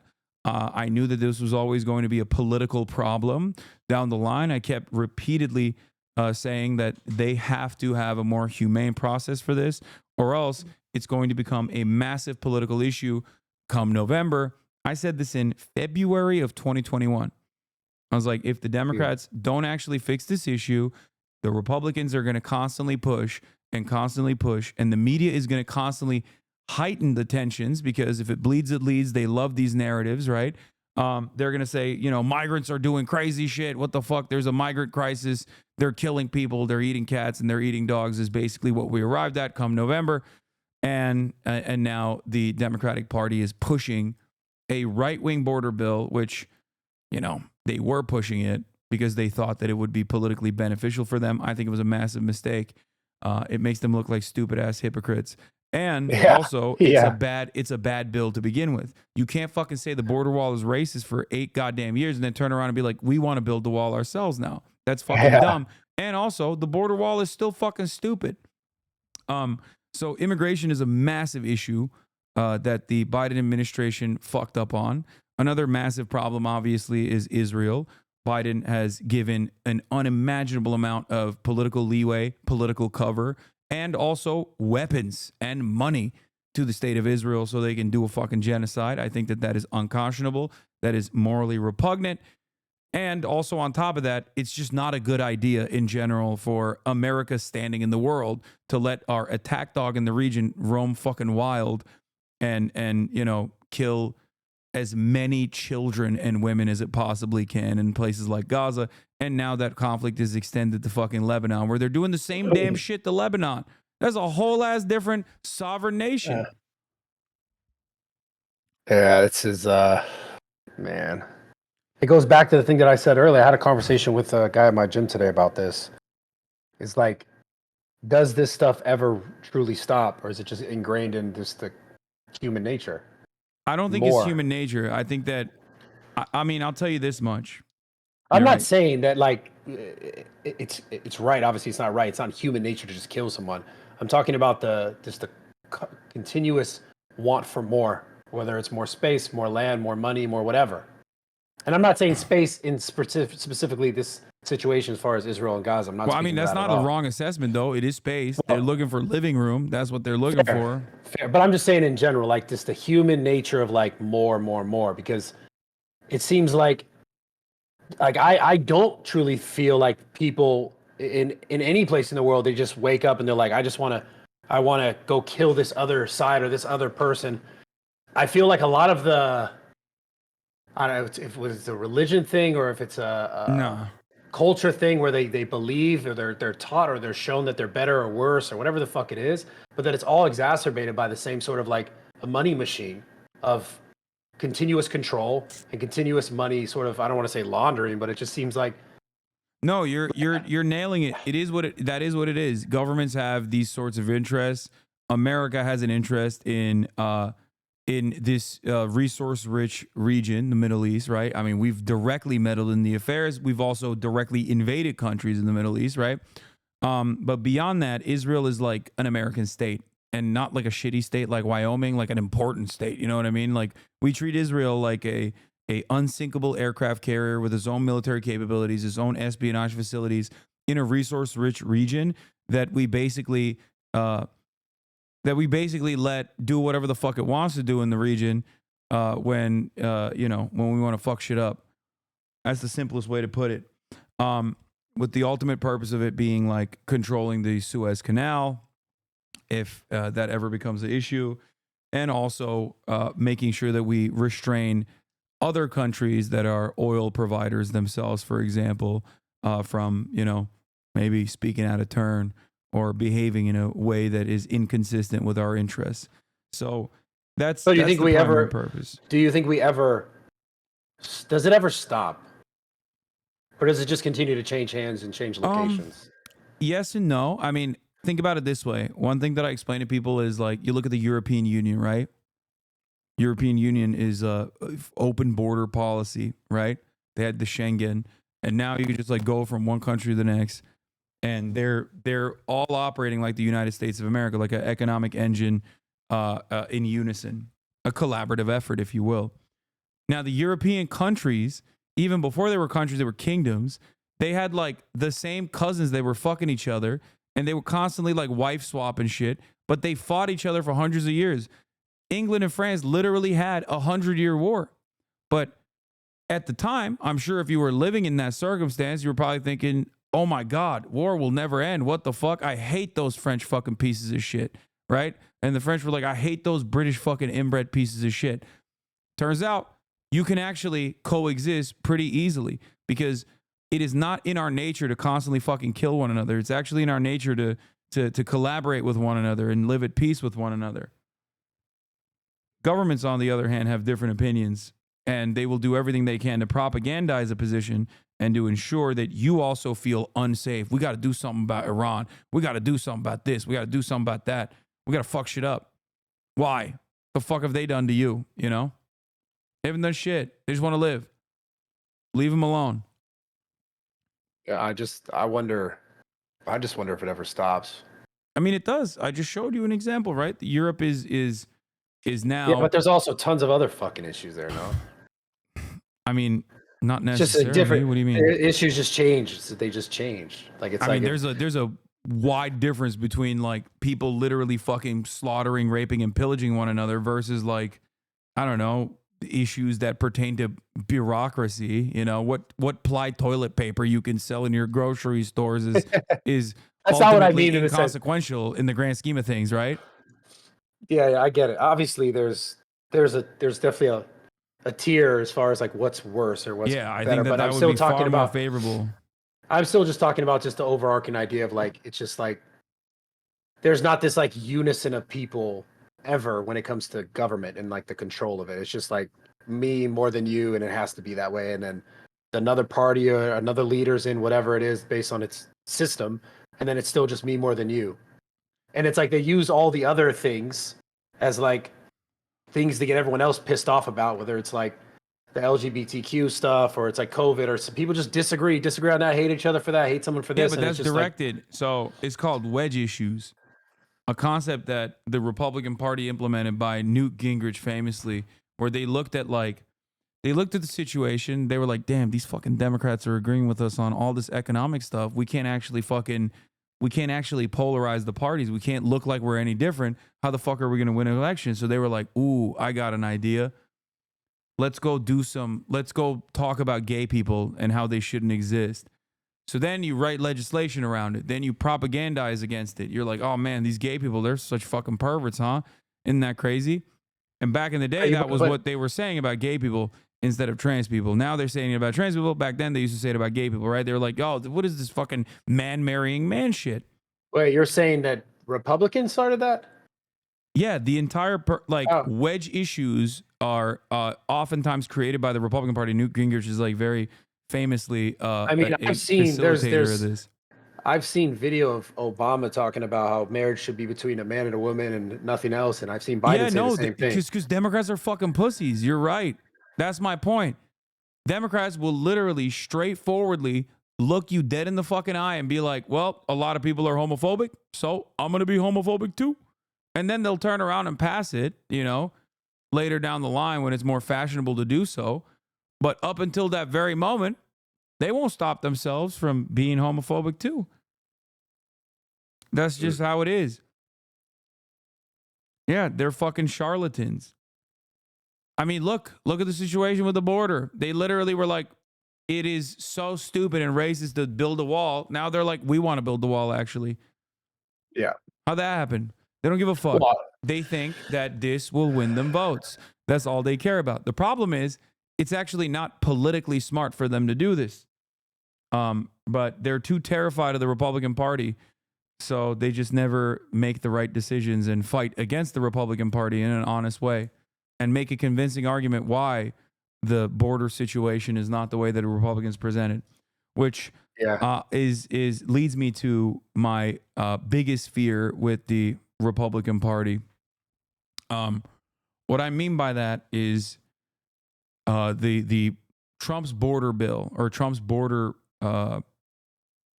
suggestions. His border legislation is terrifying, like actually fucking terrifying. Where are you seeing this? He said that he wants to deport 20 million people that he says live on U.S. soil as undocumented migrants. Right now, that number is contested. According to federal agencies, they believe the number is around 13 to 15 million. He claims it's 20. Let's say it's fucking 20. Right? He has said to Axios as of this morning that that's the first thing that he's doing. He's going to start mass deportations day one. Now, this is devastating for the economy, but more importantly, is devastating for just like normal human beings that live amongst us, right? 1 in 15 families in the United States of America live in a mixed status household. That means 1 in 15 people live with someone who is undocumented. Donald Trump wants to deport every single one. The overwhelming majority, if not damn near entirety of undocumented migrants are not fucking criminals at all. They're just regular ass like abuelas and shit that have been living here for 8 to 10 years, that have just been working, that maybe even started a business, right? And now they're just going to get forcibly removed. They have children, they have family members, they have integrated into American society, they're paying taxes, and now you're just going to come in And instead of giving them a pathway to citizenship, you're just going to fucking rip them away from their families and then deport them to God knows where. You're going to put them in detention facilities and then inevitably detain them and then deport them. I think that that's really, really terrifying. So I'm assuming this is the people in the last, 4 years that have just flooded in. Is what he's focused on, or is he's focused on? No, the 20 million number is like total number of undocumented migrants, not in the last 4 years. These are people that have been living here. Some of them have been living here for 20 fucking years, 30 fucking years. Like these are people whose sons, ironically, and daughters, in some instances, went out and voted for Donald Trump. And I saw it. Like people would get interviewed on the line. They'd be like, okay, where are you from? And they'd be like, oh, my dad is undocumented. Who are you voting for? Donald Trump. They'd be like, okay, they're going to deport your dad. They'd be like, nah, my dad is one of the good ones. They're gonna deport the criminal undocumented. It's like, no, dumbass, they're gonna deport your dad too. I want to see how this actually shakes out because I was under the impression that it's the people within the last 4 years because it's been like millions and millions that add up to, I think, well over, I don't know, maybe add up to. No, we did not get 20 million new undocumented migrants in the last 4 years. That's insane. That's to the total number of undocumented citizens living on U.S. soil right now is not even 20 million. I think it's like 15 million. No. I assume Trump is using border apprehension numbers, like people who are crossing the border. A lot of those people might even be going back and forth between the border illegally, or people that wanted to come into the United States or had their process claims denied. Like he's using border apprehension numbers to suggest that there's a lot more undocumented migrants living here than it actually is. But ultimately, it doesn't really matter. Even if it was fucking 20 million, it's not like they haven't done anything wrong. You know what I mean? They haven't fucked shit up. They're not doing shit. But so then now this leads to the conversation about like, what about all the people who have done it the legal way, who've like taken the process to go through it? Like, that's fuck a great all those question. people. So Because where it's like, I get it. Like I hear what you're saying, but I understand that. That's a very common thing that people say. Okay. I think that process should also be eased as well, dramatically. Because here's the thing. These people are coming into the United States of America not for some like nefarious purpose. They're coming to the United States of America illegally because the legal means are shut off, right? If you were to, let's say, procure certain kinds of medicine through legal avenues, like if you go to a doctor and the doctor prescribe you TRT, you're going to do that, right? You're not going to have to go through illicit means. That is why I'm in favor of legalization. And it's the same principle for migrants coming in. If there is no negative consequence to migrants coming in and maybe even leaving the country whenever they see fit because they have the proper processing, the proper paperwork, then why should we fucking deport them? They're not doing nothing. And as a matter of fact, not only are they not doing anything negative, they actually have a tremendous amount of benefits for the American economy. They're paying taxes. They can't even take enough. They can't even take anything else from our social safety nets. They are contributing to the American culture. They're here. They're just working. That's all they're doing. Sometimes they're working in horrifying conditions for pennies on the dollar, like the United Fruit Workers that are the backbone of the agricultural industry. Undocumented migrants comprise like the overwhelming majority of people who pick our fruits, people who pick our crops in general. They play a massive role in the construction industry. I say we process these guys. I say we allow them to be American citizens. They're already contributing to the American economy in incredibly meaningful ways. I think it's the more humane approach. Now, if I were to present... Are you versed on his actual approach? Like, has he explained explicitly exactly what he's going to do with certain people? Yeah. Where is that at? He said every single undocumented migrant is getting deported. There's 20 million of them, and we're going to start day one. JD Vance has elaborated further on this process where he said, yeah, we're going to first start with like people that we consider to be high profile criminals, but that obviously already happens. If someone is an undocumented migrant on U.S. soil and they commit a crime, they're going to either jail or they're getting deported. Usually they're going to fucking jail. They're not even getting deported. They're just slamming your ass in prison. They're not letting people go when they're undocumented migrants that are doing crimes.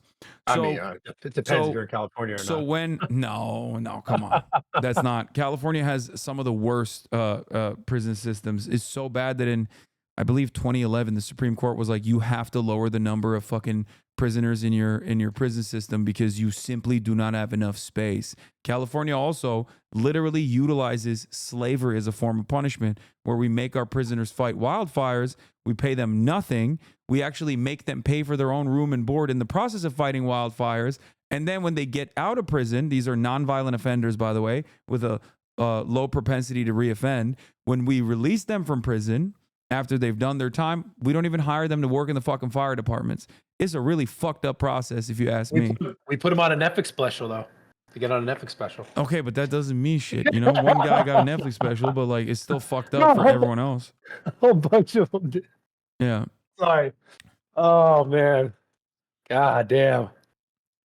So, you know, that's another part of the problem. But yes, Trump has said he is going to deport every single person. JD Vance says he's going to go after criminals first, and then nonviolent offenders, and then or not even offenders at all. It's just all of them eventually. Now, the process to do that is going to require a tremendous amount of money, right?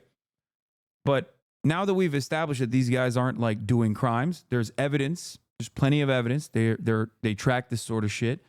Undocumented migrants are responsible for less crime per capita than natural-born U.S. citizens are, just for the record. Much lower rates of crime in general. Not only that, but Donald Trump falsely lies all the time at his rallies and says they're killing hundreds of thousands of Americans a year. That's also fucking straightforward bullshit. The number of homicides and manslaughter that undocumented migrants have committed in the fiscal year of 2024 is, I believe, 29. Not 100,000, 29. Not 2,900, 29. Okay? So why is he fucking lying on undocumented migrants like this? Where does this data get put together? Department of Homeland Security and Customs and Border Patrol apprehension statistics. So it's not like fucking woke shit, right? It's like this is, you know, it's not the Department of the Homosexual Studies. It's the Department of Homeland Security. So that's where it's coming from. But so why is he lying about it, right? Why the fuck does he lie about this shit? Well, it's because it's really good to have an enemy to unite against, an enemy to dehumanize and say is barbaric. They're doing rapes. They're doing murders all the time. They're killing Americans. So now when you're angry, you have someone to target your anger towards. And these people, when they're defenseless, as undocumented migrants are, because there's very little legal avenues of recourse for them, it makes for a perfect villain, right? Because they're weak overall. There's no one defending them. So they have no way of being like, what the fuck do you mean? I'm undocumented. I'm a normal guy. Because if you fucking speak out, then they're going to be like, okay, now you're apprehended, bitch. Now you're going to Cancun or wherever the fuck we see fit. The other So do you side, think there shouldn't be a wall? I think the wall is a stupid way to try and combat like drug trafficking or anything really. It's ineffective. It doesn't work. It's just a waste of money. It's just a symbolic gesture. It's red meat for a lot of people who are like, but walls happen. They are around my house, right? Like it doesn't fucking work like that. Especially at a time when 52% of undocumented migrants that are coming into the United States are actually visa overstayers. So that means they got a visa. They came into the United States, like Elon Musk, actually, who is a fucking illegal immigrant, by the way. They came into the United States and then they overstayed their visa. So that doesn't shut that off either. And beyond that point, border crossings are going to happen regardless of whether there's a wall there or not. And the wall is not really stopping anything. And on top of that, people already have to get to U.S. soil to seek asylum, which is a legal process. We call them illegal, but they're technically legal. It is our humanitarian obligation to process them. So you would have a U.S. with no border? No, I don't think that there should be no border whatsoever. I think we should know who's coming in and out in the same way that we figure out who's coming in and out by way of airports and shit, right? I ultimately believe that the process should be fair and the process should be easy. And then if you're like, I don't know, like a criminal mass rapist or something, and you want to come over, we're going to be like, oh, no. But this is the thing, right? Is it fair if the people who have tried to do it legally are not they're just getting overshadowed by people just fucking walking right in. Well, I'll that tell you this fair? much, right? I'll tell you this much. I'm from a family of immigrants. I myself, I'm an anchor baby. My parents Is are this a Turkish. middle class family thing right now? No, I'm just telling you my Okay. situation. My family gave birth to Okay. me here on U.S. Soil, so I could have an American citizenship, but they weren't American citizens at the time. My mom has one now, but basically, for them, they went through the legal route, and I technically went through the legal route. You don't see me fucking complaining. You don't see them ever complaining either. Most people that come in here legally understand how fucking long that process takes. So they have a lot of sympathy for undocumented migrants who are escaping treacherous conditions back home that simply want a better life for themselves, as do we all. So I've never heard from like people who, I don't know, go through the fucking legal route and be like, why don't you take 10 years out of your life to fucking do it the legal way, you son of a bitch? It's kind of like, imagine if there was like a medication for cancer, right? And then you got an alliance of like former cancer survivors that got together and were like, unfair, you can't take this cancer medication. We had to go through chemotherapy. That's what it would be like. It's just pure selfishness if they were to even advocate for that sort of thing. Wait. I'm saying that people who went through the process legally are oftentimes infinitely more sympathetic to the people that cross the border illegally. And the reason for that is because they understand how long it takes. So the goal is to streamline this process and make it more humane. You would not go through the border illegally. You wouldn't fucking give your life savings to some dude that works with the cartel that's like trafficking humans over the fucking border. If you had a safe route, if you had a safe and legal way to get into the country. So the border restrictions that America has implemented in terms of like not processing people, not allowing them to come through legal measures, not allowing immigration from places like Mexico, Guatemala, and the like, is actually helping the cartel. It's very beneficial for the cartel. This is before we start talking about the war on drugs and also the unrestricted flow of weapons that we offer to the cartel in exchange for black market drugs that they ship into the United States, which leads me to my next point. Donald Trump says undocumented migrants are trafficking fentanyl, right? You've heard him say this. They're sending drugs into the country. That's what he says, right? These immigrants are. I've heard it. Yeah, so that's also a falsehood. You're telling me that drugs aren't coming over. No, drugs are coming over the border. They're coming over, according to the Department of Homeland Security's own data. Drugs are apprehended at the border at regular points of entry. They're not actually apprehended at irregular border crossings, but regular points of entry, as in people in cars that chop up the cars and load it with chemical compounds that are necessary for fentanyl production, or they're directly shipped from China in containers. They're not actually coming over the border in the fucking lap of law-abiding abuela. They're actually being trafficked through vehicles. Being trafficked, do you think it could be a lot that's coming through the border? What do you mean? No, 90% of it is coming through regular points of entry. Through the border, through borders, and through the ports. Okay, Yeah. so Hold on, but I got one more data point for you, and this might actually blow your fucking mind. Are you ready for this? Okay, I'm ready. If I were to ask you what percentage of the people that are trafficking drugs are undocumented migrants, what would you say? What percentage of people who are trafficking drugs are undocumented Over the border, migrants? yeah. Oh, just based on the way you asked that question, I'm assuming it's less than fucking. Don't metagame, 15%. motherfucker. Just tell me what your actual answer is. Dude, based on your don't metagame. What do you think it is? That's important. There's no wrong answers here. I just want to know what you think. This is 8%. more important for me. 8%. Son of a bitch. Why would you said it low on purpose? Well, how was I right? No, you're right. It is. It is literally fucking 8%. 8% is undocumented migrants. Dude, bitch, It's 8 to 10%. So Okay. 90%, 90+% of the drugs that are coming over the border are actually being trafficked by American citizens. This is not going to age well for me because of the drug dealer jokes and the fact that I knew exactly the number of smuggled drugs. It's just not ending well for me, this conversation. But of course I know that. Anyways, It's chats. Yeah, I'm looking. that is awfully suspicious that you fucking nailed that statistic. That was weird. Holy shit. Okay. Anyway, so listen.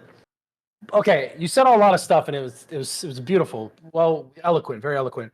So, wouldn't we not have any of those issues if we just had an actual border, and then like No, people we just do have an legal? actual border. I'm saying that Right. like they're coming Well, like a through border- regular well, like a points of border, entry.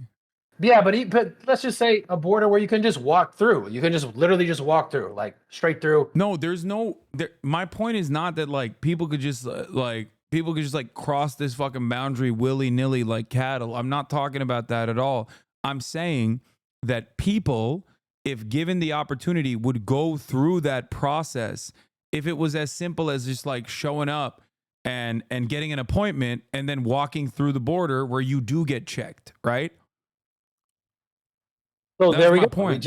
We need a real border, and then we need a legitimate place where they pull up and they go, or 2 or 10 or 100 places where they go. Yeah, even "All if right, I there wanna wasn't a come wall, here." people would still go through the regular route, is what I'm trying to say. Because the Well, wall no, but doesn't that's stop. not true though. No, because the wall doesn't stop people from going through anyway. People still fucking find a way to penetrate the wall. It doesn't even stop them. So that's my Sweet. point. But if you Bro. gave a legal means, why the fuck would anybody be like, nah, dog, I'm gonna actually literally go through I'm gonna fucking sneak in because instead of just like going through the regular route.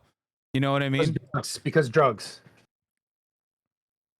Yeah, that if I doesn't was a stop. drug No, dealer- but that doesn't stop drug apprehensions either, because there's already constant fucking surveillance on the border. That's my point. I don't have an issue with constant surveillance on the border for drug apprehension, but like that already exists. Does that make sense? Yeah, but there's still places on the border where people just drive through, like straight up walk through. Yeah, It's no, I happening. know. And then there's also places where the wall exists, but then people still fucking find a way to poke through it. But my point is, people would not cross through if the wall was just not existent, right? But there were points of entry that you had to go to. Like, even if there was no wall whatsoever, people would literally go to that point of entry to be like, okay, I'm here. I just want to walk into the United States of America legally. That's my point. Here's the deal, right? You go to your friend's house. If the door is open and your friend has invited you, you're not going to fucking climb through the window. You're going to go through the door, right? Unless I brought some drugs around the back and I wasn't trying to get caught by his mom. And I was like, yo, bro, like, come over here. You know what I'm saying? Like, Okay, fair. yo, see fair. what I got here. That's the Fair. point. But we already established that the easiest way to traffic drugs is through through American citizens crossing the border in vehicles through regular points of entry. So they're not doing that right now, wall or not. I mean, I'm sure there's other methods. Like I think they do slingshotting, they do tunnels and stuff too. But like beyond that, Wait, what's slingshotting? like people just fucking slingshot drugs over the border or drop it with drones and shit. No, you're saying they're like this? No, like I mean, I don't know what the fuck they use, like a trebuchet or something, but they have drones. They drop it with drones and shit. You're the drug that's dealer. what I You know. should know this better than me, bro. I don't fucking know how they do it. I'm trying to figure out what you guys know about the business, you know? Yeah, you're testing you're testing my acumen. Yeah. Yeah. And the other aspect of drugs also is that like the measures to combat overdoses is actually another thing that the Biden administration actually successfully implemented, which was like safe needle transfers, things of that nature, like looking at addiction not as a criminal punishment, but instead as like an illness, like an addiction treatment. A focus is much better as well. So like if you want to mitigate, if you want to do harm mitigation, harm reduction, like there are things that we could do. We don't really implement it that well. The Biden administration did a decent job at it. They actually lowered the overdose numbers for the first time in U.S. history in the past couple of decades. So they didn't really promote it that much because they're fucking stupid, but that is something that they did. So drugs being trafficked over the border are not the end all be all. If you want to fucking like actually target how that problem starts to begin with, you got to combat the pharmaceutical industry, like the Sackler family that played a significant role. Yeah, played a significant role in like getting people addicted on fucking opioids to begin with. Yeah, that shit's nuts, man. But Yeah. that's why RFK. Look at that. That's your guy. Yeah, I don't know. I don't know what he's gonna do about the fucking Sacklers, but let me tell you, I'd be way more receptive to his commentary if that is actually something that he targeted, but he has not. I've heard a lot more from vaccine creators or vaccines in general, and not a whole deal about fucking opioids, the Sackler family, and making sure they rot in fucking prison. I'm sure that would be a pretty solid campaign message if he genuinely was interested in doing that. Yo, change the topic a little bit. Were you view botting yesterday? Because your views were sick. I don't know if you know this, but we had an election. We had an election yesterday, Bradley. I don't know if you know that. It was kind of like my Super Bowl. Nah, I get it. That was dope, though. I was like, holy shit. I mean, I had 100K today, too, and then I got fucking clapped. My stream effed. My stream went down, and then I had to restart it. So now we're sitting at fucking 45. Damn, that's crazy. Because I tuned in. I was watching you, because I was streaming watching this shit, obviously election night. And I was like, nah, this motherfucker's botting straight up. No. Yeah. I don't think you can bot on Twitch. I have no idea. I don't think Twitch is I mean they do bot, like they do fucking like those random like Elon Musk is selling crypto type shit all the time, but like it would show if I was botting. Because they show they do this thing, right? Like put a caption around it.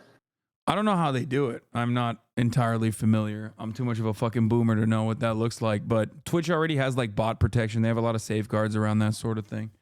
Mm-hmm. And beyond that, like they shut down those accounts real quick. Like there's accounts sometimes that'll have like, it'll be like Elon Musk is selling crypto and it has like 45,000 live concurrent viewers. And you're like, what the fuck is this shit? And it's like very obvious. Or they'll post like, they'll do like restreams of iShow speed. Yeah.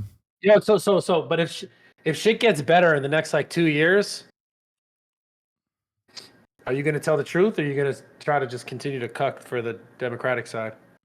I will absolutely tell the truth, 100%. But I don't foresee shit getting better at all. I hope so. Yeah. I hope that it gets better. I believe so. I want to believe. So I just know what happened last time Donald Trump was president. Shit did not get better. But there's no wars. That was dope. What do you mean there was no wars? We were still in Iraq. We were still in Afghanistan. He fucking blew up Syria and shit. He killed a Iranian general, Qasem Soleimani. He fucking threw away the Iran denuclearization agreement. Like, he did a whole bunch of nonsense. He accelerated Obama's drone wars by like 400% when he was in office. He did all this stuff. It's just he says he's anti-war, and then people are like, oh, I guess he's anti-war. Like, no, he is also very much pro-war. There's no American president that was anti-war. That does not happen, okay? You get fucking killed if that's where your actual position is. And but they kind of ran on that right now. I know. It's called lying, Bradley. Politicians do it all the fucking time. And Trump does a very good job at lying. The Democrats are too fucking stupid to lie. Sometimes I'm like, well, no, they lie all the time. They lie all the time. No, what do you mean? No, they lie for dumb shit. They should lie for good shit, okay? They should lie and be like, I want to give you health care. They don't even fucking lie about that. Think about how fucking stupid that is. Republicans can say whatever the fuck they want and be like, I love doing peace. I love doing peace. I am the no war candidate. And then they come into power and they do war. And then people are like, but he said he's the no war candidate, so I believe him. Okay. Yeah, Democrats are too stupid. They don't even want to fucking say they're the no war candidate. They don't even want to say that. They're like, no, we love war, actually. That's what they're running on, which is so dumb because most Americans are like, well, okay, I don't like war. But why? But then why do they lie about so much dumb shit about like random shit Trump said? They just lie. They just make shit up. Everything like is what? Someone else's fault. Like what? Like all the Project 2025 shit that he's disavowed multiple times. They keep talking about it. Bradley, that's the fucking Heritage Foundation. Donald Trump is absolutely going to implement Project 2025. 100p. He already did it. See, look, if you watch my analysis on this, you'll see, I believe, a different perspective. I am not like Project 2025 was something that a lot of people paid attention to. They were like, oh my God, I can't believe that's happening. That's really devastating. And I told everybody at the time, I was like, that's Project 2024. That's Project 2026. That's Project 2023. That shit has been implemented, and it was implemented under the Trump administration, and it was implemented far before the Trump administration as well. It's just a continuation of the Republican strategy to increase the level of influence that they have over the federal regulatory agencies. This has been a long-standing project, just like overturning Roe v. Wade was. That shit was set in motion 45 years ago when the Federalist Society was created. Like, that's not new. These guys have been at this for years and years. They're ideologically committed to doing shit like this. So, you know, it sometimes it'll be 10 years when they can get that, when they can get it done. Sometimes it'll take 30 years. Sometimes, in the case of abortion, it took 45 years, if I'm not mistaken.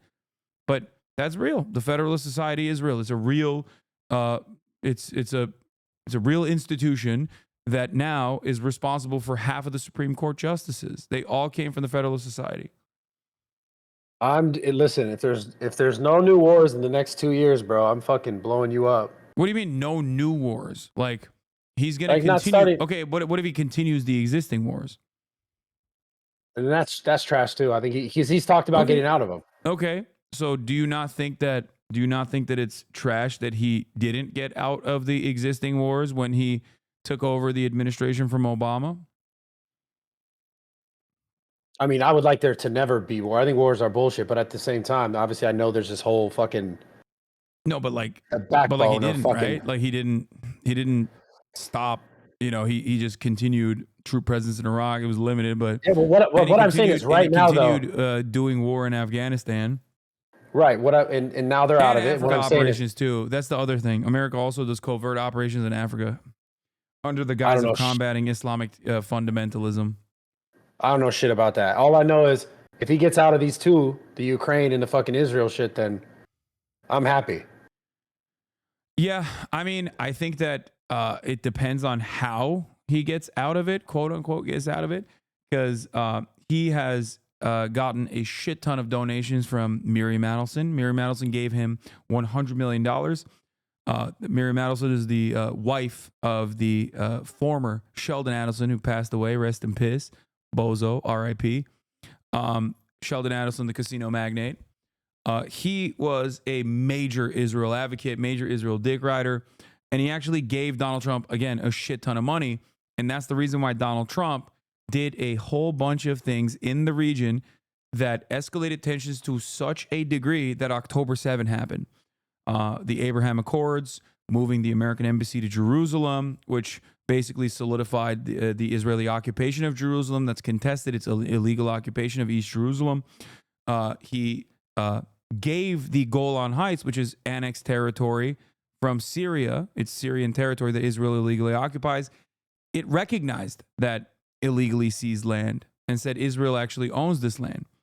It was actually so shocking that Miriam Adelson a couple months ago straight up said in a public setting, straight up said, we didn't even ask for Golan Heights, and you just gave that to us. So he is 100% super firmly committed to Israel, and I don't think he's going to restrain Israel. I don't think he's going to fucking dial it back at all. Maybe Benjamin Netanyahu, who is Donald Trump's friend, will throw him a bone and make it seem like in the interim period that they're going to lower the casualties in their ongoing genocide. But overall, I think he's going to let Israel fucking go crazy, go nutty mode in the region. But we'll see. I think that they're looking to permanently annex the West Bank. That's what I think they're going to move towards. That's what Miriam Adelson said she wants to do. They're talking about trying to remove it. They're going to permanently annex it. Like right now, it's under permanent military occupation illegally, and there's still 2.5 million Palestinians living there. I think that they're going to turn it into Gaza. Like, they're going to pummel it and overtake it in its entirety. Well, will you support Trump if he makes that not happen? I would be, dude, I don't care who does it. If they stop this ongoing genocide, restrain Israel, deny weapons transfers to Israel, cause Israel to no longer be an apartheid regime, yeah, I don't give a fuck who does it. Yeah, he would be cherished as a hero in perpetuity. The problem is his financial benefactors don't want him to do that. They want him to annex the West Bank, increasing the stress and increasing the violence that that the Palestinian population is subjected to. Well, hopefully this ages well. Yeah, I mean, look, I'm anti-genocide. I don't give a fuck who's the one who's responsible for it. I don't agree with fucking the shit that Hezbollah does, or I don't agree with the fucking shit that like the Houthis do in Yemen in their own domestic affairs, but they're standing against Israel as Israel's committing a genocide. So I understand the position that they're engaging in that regard. When they're defending Lebanon from Israel bombing Lebanon and killing fucking children and women and shit and wiping out entire city blocks, then, well, that's a little bit more understandable of a position. I don't care who it is, as long as they can find a pathway towards peace, then yeah, I will be on board with that. Now, that's what a lot of the Arabs in Michigan thought as well, but I just don't think Trump is going to be doing that at all, especially when the Michigan Dearborn constituency is not giving him $100 million to stop the genocide, but Miriam Adelson is giving him $100 million to continue the genocide and to also annex the West Bank. Oh, Trump is a pretty simple guy, You give him a lot of money, he's going to listen to you. That's it. It's that simple. Well, most popular politician in Israel. Maybe not in America, but most popular politician in Israel. I feel like he's the most popular politician in the world. No, he's not. Are you kidding me? Donald Trump? Oh, No. bro. No, I know motherfuckers in China who say that motherfucker's the man. What? No, no I'm Chinese. dead ass. No Chinese citizen. No unironic, normal Bro, Chinese citizen thinks Trump is good. I play Overwatch with a legit Chinese person from China. Yeah, give and me he his says they fucking love info. it. I'm gonna report him to the goddamn. Give me his I'll give info. you I'm his gonna number. report him to the goddamn authorities. He's going to a What fucking are you, the education fucking camp. feds? What the fuck? I'm the feds for the CCP, baby. Bro, what the I'm fuck? taking Nah, his I'm taking his goddamn social credit away, disrespecting Xi Jinping like that. Nah, that's great. Nah, they didn't say he was better than him. They just said they think he's the man out there. They do not think he's the man in fucking I don't know, bro. That's what I heard. I heard he was the man. I heard they said he was the man. Straight That's up. crazy. Bro, like I'm dead serious. I'm not even saying it like jokingly. Like I'm literally on the headsets with the guy right here. I talk to him when I play Overwatch. I swear to God. And he's straight from China. I swear, bro. That's funny. I'm not even like I don't give a fuck. It's like it's what it is. But Yeah, I don't think that's reflective of the broader societal attitude towards Donald Trump in a nation with like a billion people. But I'm gonna go to China and check it out for myself, bro. I want to go to China and check it out too. I gotta find this guy. I'm gonna speak to him, set him straight. Nah, man. I think he's onto something, man. I'm gonna report him to the authorities. They're gonna take his gaming hours away. He's not gonna be able to play Overwatch no more. That's crazy. Get back to work. That's crazy. What the fuck? Get back to the facility right now. We're shipping your ass to Shenzhen. That's fucked. Speaking out of pocket like that. Anyway, listen. This has been a wonderful conversation. I hope it was productive. I hope I was able to get you to maybe understand some of the positions where people like myself are coming from when they say Trump is a dire threat to the future of America. I think it's a good thing, bro. I think you gotta look on the bright side. Okay. That's an insane thing to say. 20 million migrants in concentration camps. Like, there's some positives to it. Like, I don't think it's going down like that. Okay. All right. Well, all right. How about this?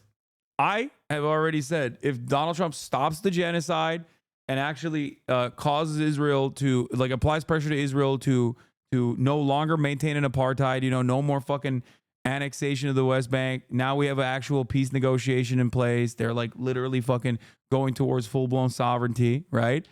I will apologize. I will say, Donald Trump, you're my goat. And I would not even have a problem with saying that, right? Now, would you do the same? Would you say, God damn you, Donald Trump, you piece of shit, if Donald Trump, day one, started mass deportations like he said he's going to do? I never said that I didn't think he would do mass deportations. Oh, wait, you're saying, but you just don't think it's going to go down like that? Yeah, I don't think what does that mean? like that. I don't think it'll be that cut and dry. What do you think is going to happen then? From what I understand, it's the people within the past 4 years. I don't think it's like he's going to go for people from 30 years even if it's ago. even if it's people in the past 4 years, which is not, but even if it was people in the past 4 years, like, do they constitute any sort of security threat to the United States of America? I mean, if they don't, then they don't, right? Except the fact that they did come in illegally when I know, they but shouldn't have come it's in crossing a illegally. border. It's normally a civil. It's not like even a felony. I think they increased it to a felony, but originally it was not considered like a major crime at all. Because it's like jaywalking. Like, I know we make a big deal out of it, but like, unless someone that crosses the border is like actually committing a crime, they're not really doing anything bad. Like, they're not harming anybody. They're just fucking working. You know what I mean? I mean, obviously those cases, yeah, but Yeah. it's So still yeah, like, it's a civil offense, right? but to still just come in and like my issue is just with the people who are doing it legally, who have been doing it legally or trying to do it legally, and it's Okay, but they're getting like, my fucked. point is this: like, if they're not actually constituting a harm, like serious harm, if they're simply here to work, wouldn't it be simpler to process them instead of fucking putting them in a facility, slamming them in there, and then just like kicking their asses out and shipping them wherever? I mean, yeah, it would be easier, of course, for sure. Yeah, that'd be beneficial, right? So why is he not doing that? Why is he trying to mass deport them? That's my question. So that we have a semblance of a country can actually be a country with a border. Without, it's kind of just. Do you feel like what the fuck America's are we not a doing? country right now? I mean, I feel like for a while I was getting fucking kooky, for sure. Was it getting Still kinda kooky because of migrants? Like, it's getting kooky for the things that you and I both agree with, right? Cost of living is super high. There's Yeah. major crises, like in terms of housing market. People But can't it afford goes. people can't afford healthcare. Shit sucks. But like the undocumented immigrants didn't cause that? You know what I mean? They're just regular people. The only thing that they're missing is the proper paperwork. Right. But doesn't it go back to the shit where you were saying earlier, like there are some people within this population of undocumented that are committing crimes, no matter how Yeah, big it's or an small that number may insanely be? no, but that's an insanely minuscule percentage. That's not how you do. That's not how you write legislation, right? Like, if your house is on fire, you're probably not going to fucking care about like the color of your curtains. So, or you're not going to care about a fucking match that was lit in that moment, right? So, the number of like homicides in this country is very high, but you can't say that you're doing you can't say that you are trying to stop homicides, like trying to put a stop to the mass amounts of homicides in the country by focusing on 29 homicides. People that have done them have been deported, by the way. So, or not deported, they're in jail. So, like, if they are only responsible for 29 out of like 10,000 or 20,000 homicides and manslaughter that happen every year in the United States of America, then hyper focusing on that group of people is like insane, right? It'd be like this. It would be like the Amish. Let's say the Amish are responsible for like 29 fucking murders a year. If Donald Trump was like, we really need to fucking solve the crime in this country, and that's why I am putting every Amish under complete surveillance until we figure it out. You'd be like, what the fuck? What do you mean? The fuck are they doing? They kill what? Yeah, but like the reason why that argument doesn't make sense, it falls apart, is because you're talking about like illegal immigrants that, for all we know, there's many more than are accounted for, right? Like that's the whole purpose. We're talking about people. Yeah, but that number transversing. actually favors me. If you're saying that there's 20 million migrants and the number of murders that they've committed is 29, that means it's actually even less likely for an undocumented migrant to cause crime. No, I think we're missing each other on this point. What I'm saying is the problem itself is still the fact that there's not a secure border, right? So if there's not a secure border, and if we're saying we're reporting there's 20 million or there's 10 million or 5 million, for all we know, that number could be exorbitantly larger. What I'm Okay. saying is, so if you're referencing how many people are committing crimes, you're referencing only the ones that we're knowing that we've counted. We said, hey, this is someone from this region that wasn't here, that is illegal, that So committed you're a crime. saying that like potentially all of the like unsolved murders that are happening are like Absolutely not. done But I'm by- saying there is a part that you still have to go, okay, this also has to be amended and fixed. Okay. Just like there's tons of other things. There's data for this as well, right? Like you look at criminal convictions, right? You look at arrest records and criminal convictions, right? So as far as how many undocumented migrants are responsible for crime or responsible for homicides and manslaughter, you can match that up with you can match that up against like the amount of crimes that are unsolved. If the likelihood of an undocumented immigrant doing crime is like 2 times lower or 3 times lower than the likelihood of an American citizen doing crime, then there you go.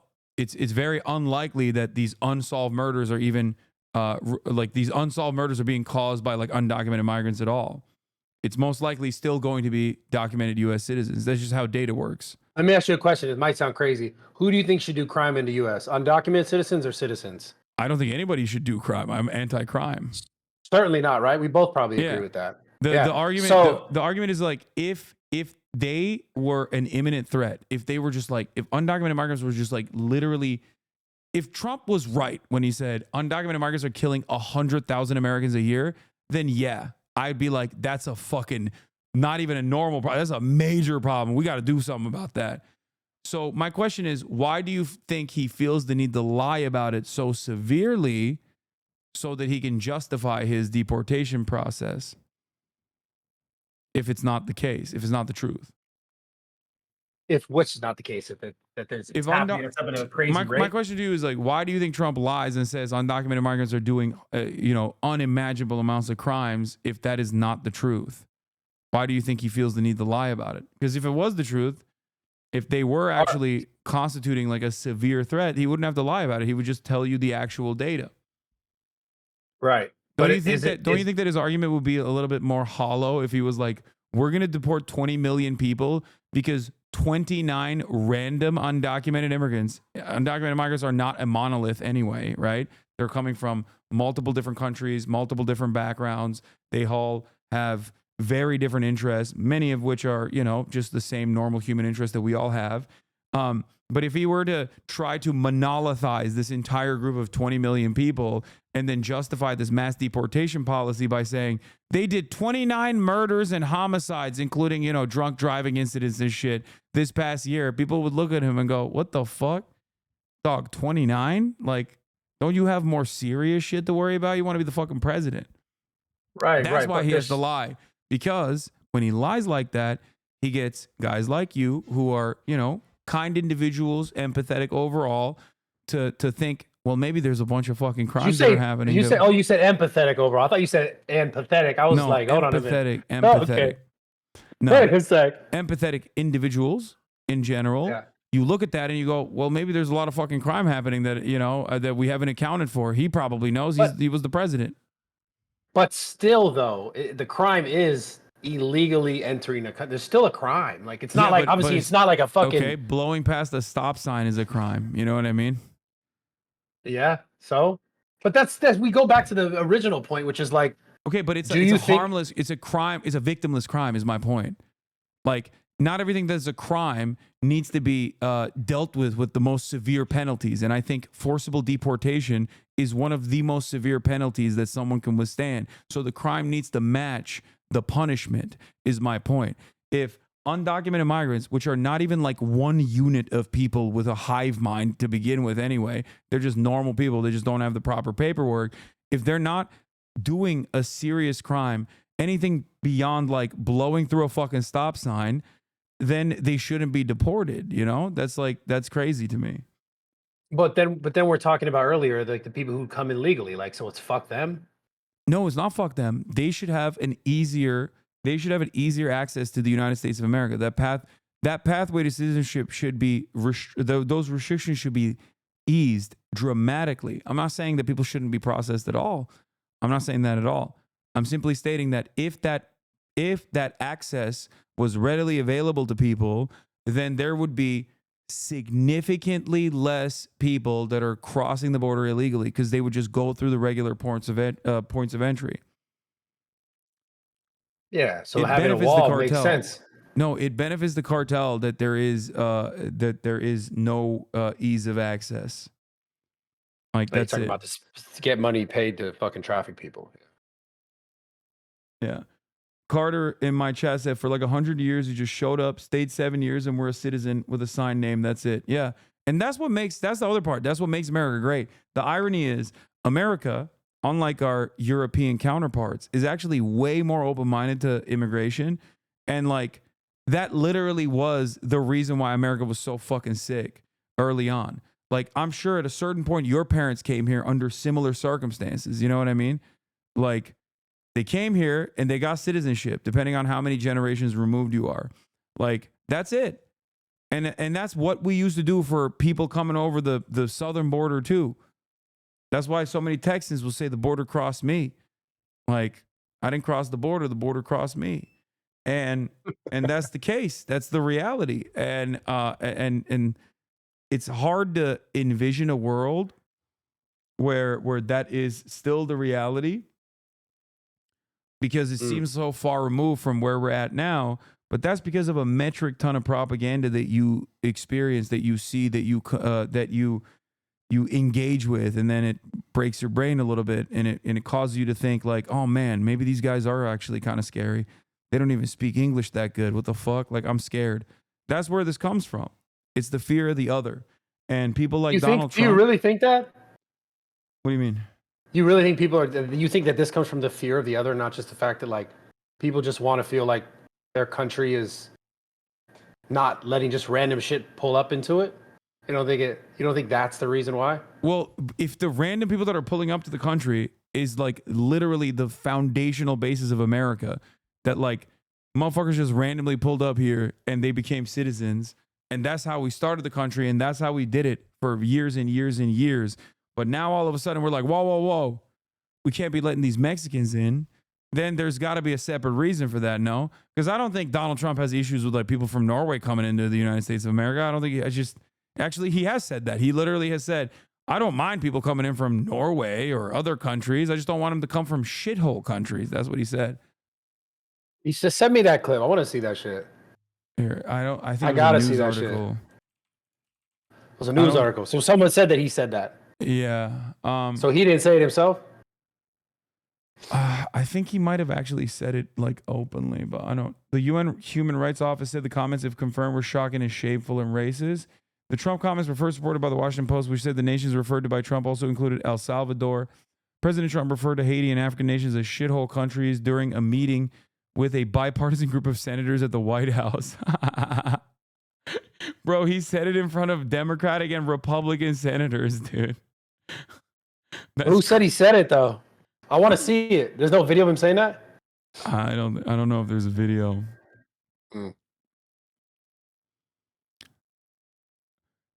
Why are we having all these people from shithole countries come here, Trump said, according to these people. Do you think it's that far-fetched for him to say that? Be honest. Yeah, I mean, that just... You don't think it sounds like him?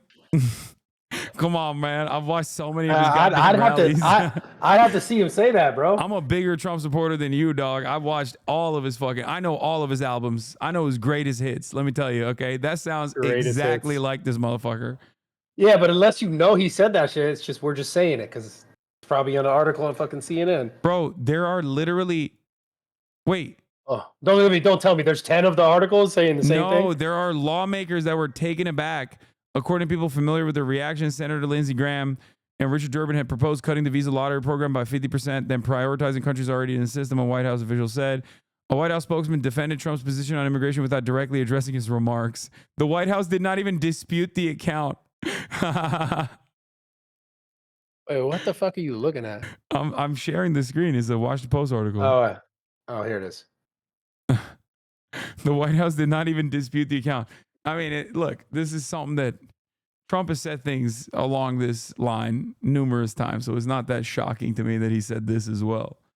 It wouldn't be a dramatic change of pace from what he has said. Good old Washington Post, huh?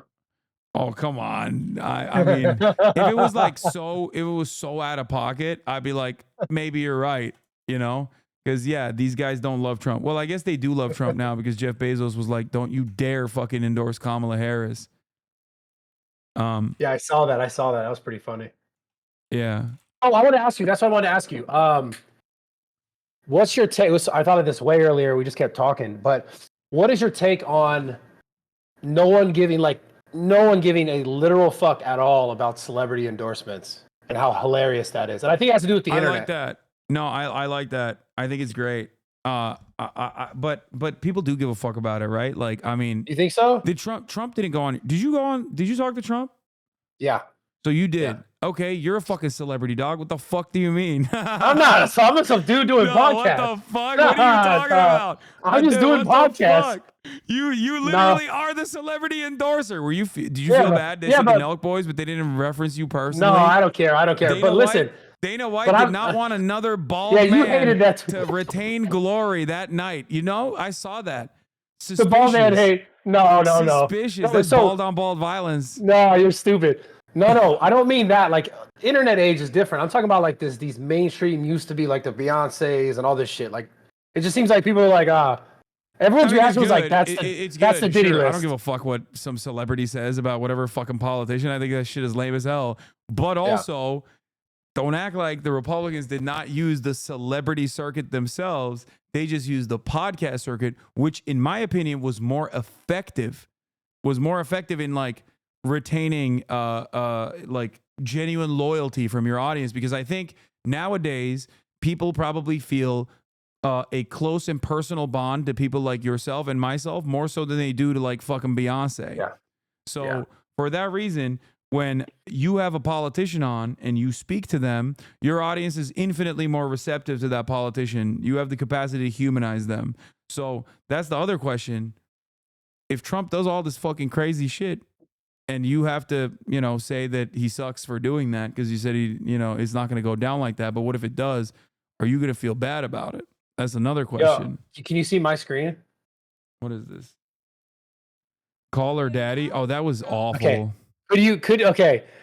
When I saw these numbers, that's when I knew that it was over. I'm not gonna lie, as an influencer, when I saw this, 800,000 people. That was dog and shit. Then Rogan's, I was like, oh my God, it's game over. That's when I bet a lot of money. The second that I saw that, Yeah. I bet on Trump winning. Yeah, no, Joe Rogan's interview, but Joe Rogan's also a much more popular podcaster. He's the number one podcaster in the world, Yeah, but the whole world is talking about Kamala, right? At some point, we're all talking about these people, and if there's not that many people going to actually watch it, it's just like, does people even care what the fuck she's saying?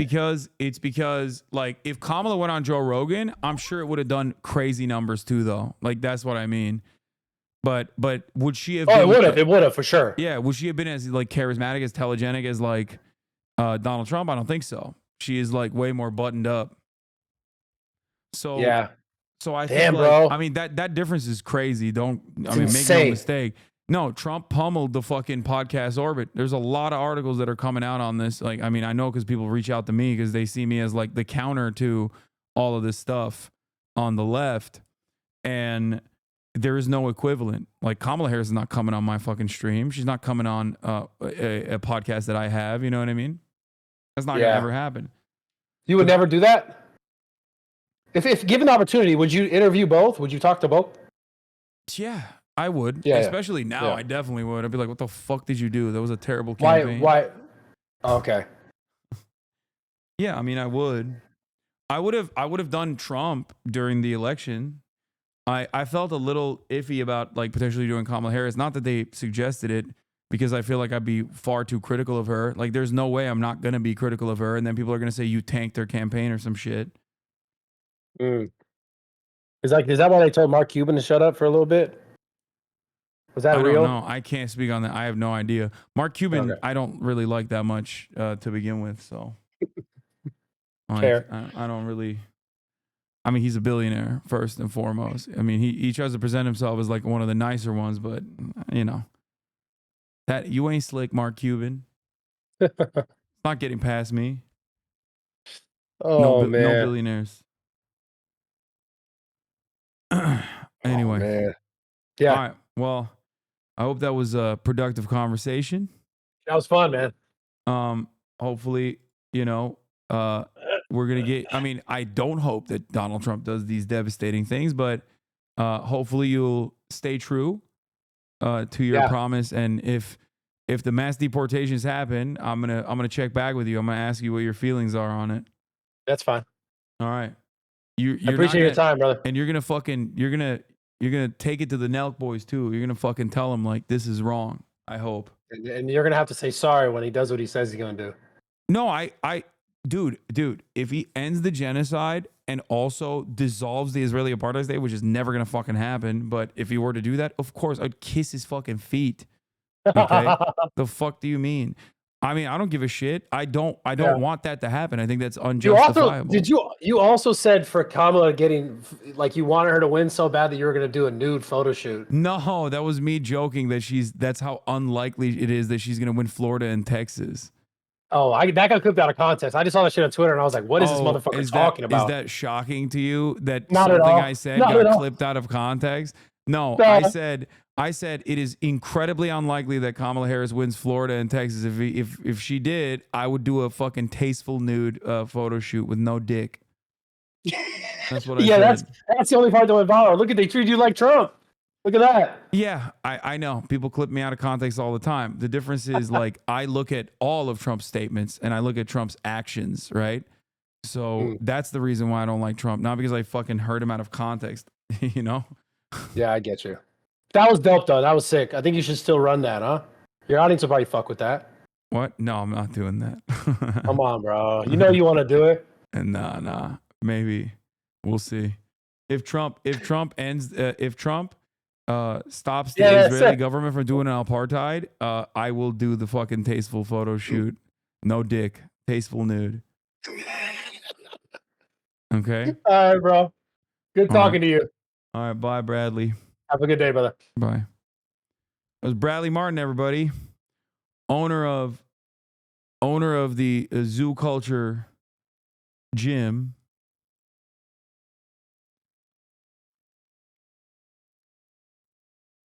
Dog, if he stops the genocide, you got to show dick.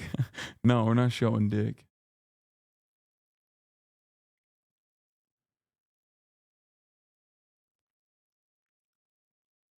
This was heartbreaking to watch. So much misinformation to try to correct. It pulled at me when he was expressing apathy that the systems will never change. He's like 3 steps away from arriving at socialism.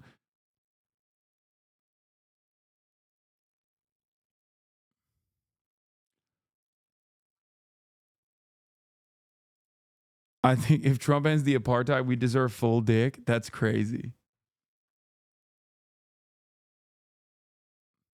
What are your thoughts on how that went? Do you think you reached do you think you reached him on anything? Maybe.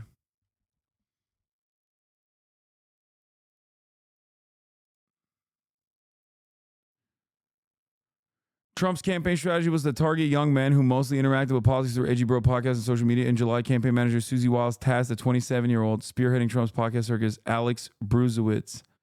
After dropping a list of shows for Trump to go on, Bruzewitz and senior advisor Daniel Alvarez called the former president one morning while he was on the golf course. I have a list of podcasts I wanted to pitch you. Have you talked this over with Barron, he asked. No, sir, the young staffer told him. Call Barron and see what he thinks and let me know. After scrambling to contact Trump's younger son, whom Melania has shielded from the political fray, Bruzewitz got Barron's sign-off. Their plan was to start with Aiden Ross, a young provocateur mostly known for collabs with celebrities on live streams of video games. And Nazis, by the way. Like, that's crazy that the media has like completely dropped the ball on this shit. Like, you're a fucking national political correspondent for the time, and you're like, oh, Aiden Ross, you know, just a funny guy. That's crazy. Anyway. After scrambling to contact Trump's youngest son, podcast strategy was set in motion. I mean, the Aiden Ross one was actually really bad. Overall, it wasn't that successful.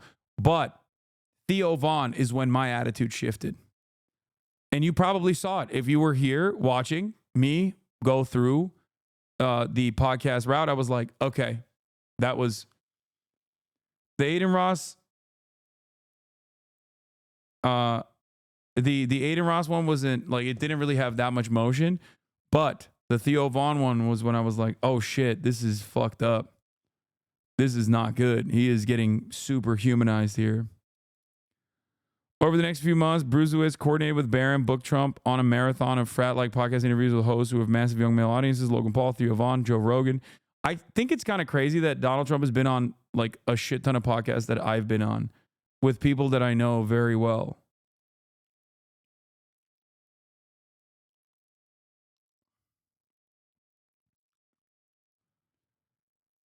There are some early signs the idea paid off. Preliminary exit polls show that Trump won over the young white men by nearly 60% while making inroads with Latino and black men. He won 42% of voters aged 18 to 29.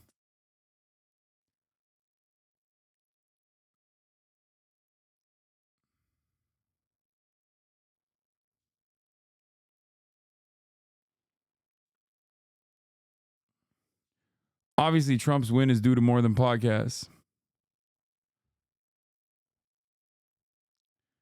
It will take years to fully understand the sweep of his success, but this was core part of an unconventional campaign thesis: max out the men and hold the women, as a Trump aide told me.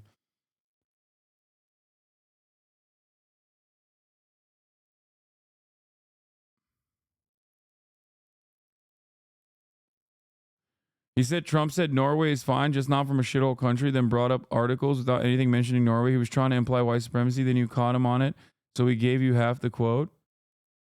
What do you mean?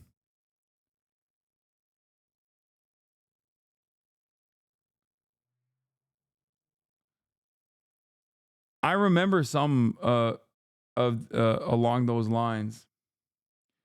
Why are they being such sore winners? They're not.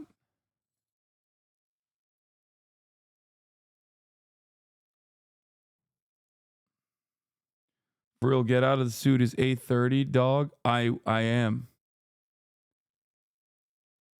He said it at the rally.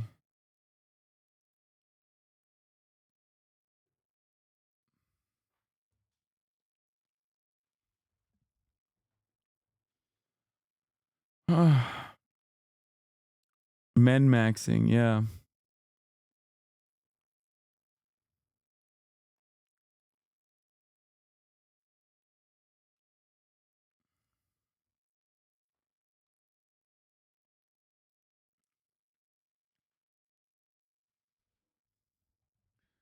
For conversations like this, the person you are talking to is not listening. What do you suggest? I suggest you keep at it.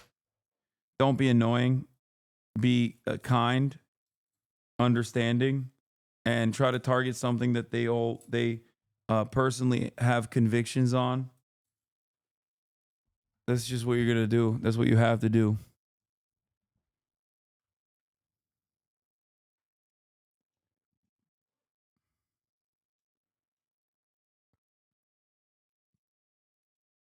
Do you think Barron? Do you think Barron will inherit the crown?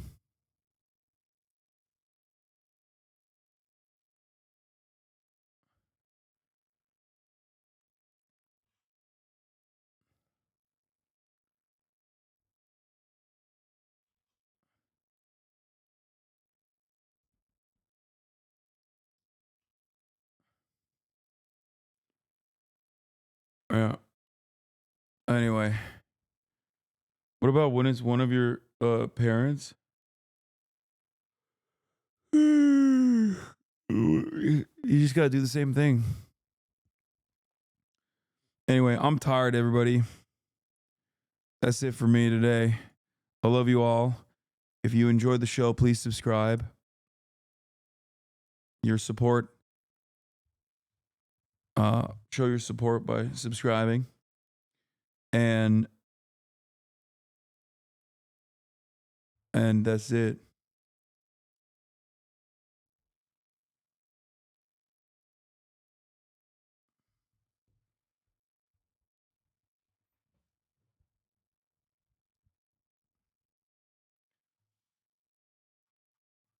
You can subscribe for free with a Twitch Prime or for $6. And I will be back tomorrow. 3-hour stream, shaking my head. Yeah, I started at fucking 11, bitch. 9 hours and 30 minutes after a 14-hour stream yesterday. Give me a goddamn break.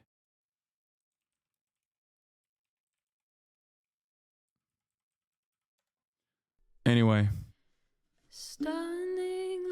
I'll be back tomorrow. Starting off the day. All the shadows trickling in has helped people hate. Anyway, bye everybody. Peace. See you tomorrow. The starlight to the starlight to the topic just begun. There he is again, Hasan is streaming, Hasan is streaming. There he is again,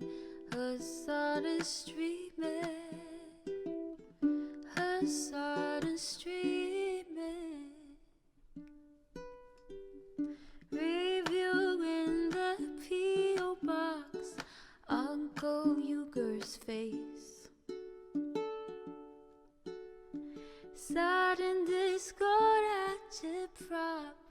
Great names take embrace. Tiny Bernie Sanders, LGBTQ Air Force. The whole left at your fingertips, Ane at your door. H3 crowded debate, the Young Turks online show. 3 full fucking years of this, plenty more to go. 90-day fiance, talks of champagne bourgeoisie. A Trump rally live reaction, a mass riot at DC. There he is again, Hasan is streaming. Hasan is streaming. There he is again, Hasan is streaming. Hasan is streaming. Reading live stream fair comments, Austin show chat advice. And all the ways the right-wing pipeline can suck you in online. JCS react, Lord frame gets broken, cover blown. A full-blown mass pandemic, monster streaming at your home. Total radicalization coming out to find. The system you were taught to trust in was broken the whole time. All these daily streams, whether big or whether small, have helped me and so many find the meaning through it all. There he is again, Hasan is streaming. Hasan is streaming. There he is again, Hasan is streaming. Hasan is streaming.